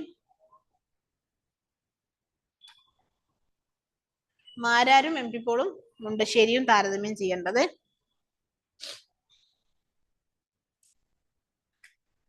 നമ്മൾ നോക്കുന്ന സമയത്ത് MP പോൾ ആണെന്നുണ്ടെങ്കിൽ എന്താണ്, മലയാള വിമർശനത്തിനെ ഒരു ആധുനികതയിലേക്ക് കൊണ്ടുവന്നിട്ടുള്ള ഒരു ആളാണ് MP പോൾ എന്ന് പറയുന്നത്. കുട്ടികൃഷ്ണമാരാരും MP പോളും ജോസഫ് മുണ്ടശ്ശേരിയുമാണ് മലയാളത്തിലെ ഒരു എന്താ പറയുക നിരൂപണത്തിൽ ഏറ്റവും പ്രമുഖരായിട്ടുള്ളത് എന്നൊക്കെ നമുക്ക് വേണമെങ്കിൽ പറയാൻ പറ്റുന്നതാണ്. ഏത് രീതിയിൽ ഇപ്പോൾ ഉള്ളടക്കത്തിൽ എന്ത് തന്നെയാണെന്നുണ്ടെങ്കിലും അത് വായിക്കുന്ന ആള് ആരാണോ ആ വായനക്കാരനെ രസിപ്പിക്കുന്ന രീതിയിലേക്ക് നിരൂപണം എഴുതിയിട്ടുള്ള ആളാണ് MP പോൾ എന്ന് പറയുന്നത്. പിന്നെ അതുപോലെ തന്നെ ജോസഫ് മുണ്ടശ്ശേരിയിലേക്ക് വരികയാണെന്നുണ്ടെങ്കിൽ അദ്ദേഹം എന്താണ്, കവിതകളുടെ മലയാള കവിതയെ കുറിച്ചൊക്കെയാണ് ഏറ്റവും കൂടുതൽ വിമർശിച്ചിട്ടുള്ളത് അല്ലെങ്കിൽ നിരൂപണം എഴുതിയിട്ടുള്ളത്. അപ്പൊ അദ്ദേഹത്തിന്റെ നിരൂപണ തലങ്ങൾ എന്ന് പറഞ്ഞിട്ടുണ്ടെങ്കിൽ ഒരുപാട് പൗരസ്ത്യ രീതികളായിരുന്നു. അതായത് പാശ്ചാത്യ രീതികളല്ല, നമ്മളിവിടെ പൗരസ്ത്യ രീതികൾ വെച്ച് എഴുതിയിട്ടുള്ള അല്ലെങ്കിൽ അതാ ഒരു രീതിയിൽ നിരൂപണം ചെയ്തിട്ടുള്ള ഒരാളാണ് മുണ്ടശ്ശേരി എന്ന് പറയുന്നത്. പിന്നെ അതുപോലെ തന്നെ അദ്ദേഹം ആധുനിക കവിത്വത്തിൽ കുമാരനാശാനെയൊക്കെ നിരൂപണം ചെയ്തിട്ടുള്ള ആ ഒരു രീതിയാണ്. അദ്ദേഹത്തിന്റെ സാമൂഹിക വീക്ഷണം ഒക്കെ നമുക്ക് അദ്ദേഹത്തിന്റെ നിരൂപണത്തിൽ കാണാൻ കഴിയുന്നതാണ്. മാരാരിലേക്ക് വരുന്ന സമയത്ത് എന്താണ്, കുട്ടികൃഷ്ണമാരാർ നമുക്ക് പഠിക്കാൻ തന്നെ ഉണ്ടല്ലേ, ഭാരത പര്യടനം. അപ്പൊ കുട്ടികൃഷ്ണമാരാർ നോക്കുന്ന സമയത്ത് സംസ്കൃത പാണ്ഡിത്യം കൊണ്ടും ഒരുപാട് അറിവ് കൊണ്ടും ഭാരതീയ പുരാണ ഇതിഹാസങ്ങളെയൊക്കെ അത്രയധികം പഠിച്ചിട്ടുള്ള ഒരാളാണ് കുട്ടികൃഷ്ണമാരാർ. അതുകൊണ്ട് തന്നെ അദ്ദേഹം എന്ത് ചെയ്യുന്നു, സമകാലീന സമൂഹത്തിന്റെ സംഭവങ്ങളും വെച്ചിട്ട് താരതമ്യപ്പെടുത്തിക്കൊണ്ട് പുരാണ ഇതിഹാസങ്ങളെ നിരൂപണം ചെയ്യാണ് ചെയ്തിട്ടുള്ളത്. ഓരോ കഥാപാത്രങ്ങൾ എടുത്ത് നമ്മൾ ഇന്നോളം ചിന്തിക്കാത്ത രീതിയിലേക്ക് അദ്ദേഹം എന്ത് ചെയ്യുന്നു, കഥാപാത്രങ്ങൾക്ക് ഒരു പോയിന്റ് ഓഫ് വ്യൂ കൊടുക്കുകയാണ് ചെയ്യുന്നത്. ആ രീതിയിലാണ് അദ്ദേഹത്തിന്റെ നിരൂപണം ഉണ്ടായിരുന്നത്. അത് പക്ഷപാത നിരൂപണം, ഒരു പക്ഷത്ത് നിന്നുകൊണ്ടുള്ള നിരൂപണ രീതിയൊക്കെ അദ്ദേഹത്തിന് ഉണ്ടായിരുന്നു. ഇത്രയാണ് നിരൂപണവുമായി ബന്ധപ്പെട്ട് നമ്മൾ ഏറ്റവും നോക്കേണ്ട 3 ആളുകൾ എന്ന് പറയുന്നത് MP പോളും ജോസഫ് മുണ്ടശ്ശേരിയും മാരാരുമാണ്. പിന്നെ ആധുനിക കാലത്തെ നിരൂപണം നമുക്ക് ഡോക്ടർ എം ലീലാവതിയിൽ എങ്ങനെയാണെന്നുള്ളത് നമുക്ക് പറയാം. പിന്നെ MN വിജയനെയും നമുക്ക് ആധുനിക കാലഘട്ടത്തിലെ നിരൂപണമായിട്ട് പറയാം. പക്ഷെ ഇപ്പൊ ജീവിച്ചിരിക്കുന്നവരിൽ നമുക്ക് പറയാൻ പറ്റുന്നതാണ് ഡോക്ടർ എം ലീലാവതിയുടെ നിരൂപണം എന്ന് പറയുന്നത്. അപ്പൊ ഇത്രയാണ് നമ്മൾ ഈ ഒരു പേപ്പർ 1ന്റെ ഒരു റിവിഷൻ എന്ന് പറയുന്നത്. 1 ഡേ റിവിഷൻ പേപ്പർ 1ന്റെ നമ്മൾ തീർത്തത് ഇപ്പോൾ ഈ ഒരു രീതിയിലാണ്. ഞാൻ യൂണിറ്റ് 5ഉം 6ഉം 5 ഞാൻ കുറച്ചും കൂടെ ഡീറ്റെയിൽ ആയിട്ട് പറഞ്ഞിട്ടുണ്ട്. 6 ഞാൻ ഒന്ന് ഓടിച്ചു വിട്ട് പറയാണ് ചെയ്തിട്ടുള്ളത്. കാരണം ഒന്ന് സമയത്തിന്റെ പ്രശ്നവും, 2 ഏറ്റവും ഇമ്പോർട്ടന്റ് ആയിട്ടുള്ള പോയിന്റുകൾ മാത്രം പറഞ്ഞില്ല എന്നുണ്ടെങ്കിൽ ഒരുപാട് വാസ്റ്റ് ആയി കിടക്കുന്ന ഒരു ഏരിയയാണ് യൂണിറ്റ് 6 എന്ന് പറയുന്നത്. അപ്പൊ അത്രയും വാസ്റ്റ് ആയിട്ട് പറഞ്ഞിട്ടുണ്ടാകുമ്പോൾ ഉള്ള പ്രശ്നം എന്താ വെച്ചിട്ടുണ്ടെങ്കിൽ നമ്മൾ ആ ഒരു ലാസ്റ്റ് മൊമെന്റിൽ, ഇത് ലാസ്റ്റ് റൗണ്ട് റിവിഷൻ ആണ്. അപ്പൊ ഈ ലാസ്റ്റ് മൊമെന്റിൽ ഞാൻ ഓരോ എഴുത്തുകാരെയും ഡീറ്റെയിൽഡ് ആയിട്ട് പറഞ്ഞിട്ടുണ്ടെങ്കിൽ നമ്മൾ അത് എന്താവും, ഒരു ഡീമോട്ടിവേറ്റിംഗ് ഫാക്ടർ ഉണ്ടാക്കാൻ കാരണമാവും. ഞാൻ അത് നോക്കിയില്ലേ, അയ്യോ ഞാൻ ഇത് നോക്കിയില്ലേ എന്നൊക്കെ ഉള്ളത്. അപ്പൊ UPSC ചോദിച്ചിട്ടുള്ള ചോദ്യങ്ങൾ ഏതാണോ അത് ബേസ് ചെയ്ത് മാത്രമുള്ള കോണ്ടന്റ് ആണ് ഞാൻ ഈ പറഞ്ഞിട്ടുള്ള എല്ലാം തന്നെ. ഫ്രഷ് ആയിട്ടുള്ള പുതിയ കോണ്ടന്റ് ഒന്നും എടുക്കാനുള്ള ഒരു ടൈം അല്ല, ഇപ്പോൾ 2-3 ദിവസത്തിനകത്ത് എക്സാം അല്ലേ. സോ നമുക്ക് ഫ്രഷ് ആയിട്ടുള്ള കോണ്ടന്റ് ഒന്നും എടുക്കാനുള്ള ടൈമില്ല. ചോദിച്ചിട്ടുള്ള ചോദ്യങ്ങൾ മാത്രം ബേസ് ചെയ്തിട്ടാണ് പറഞ്ഞിട്ടുള്ളത്.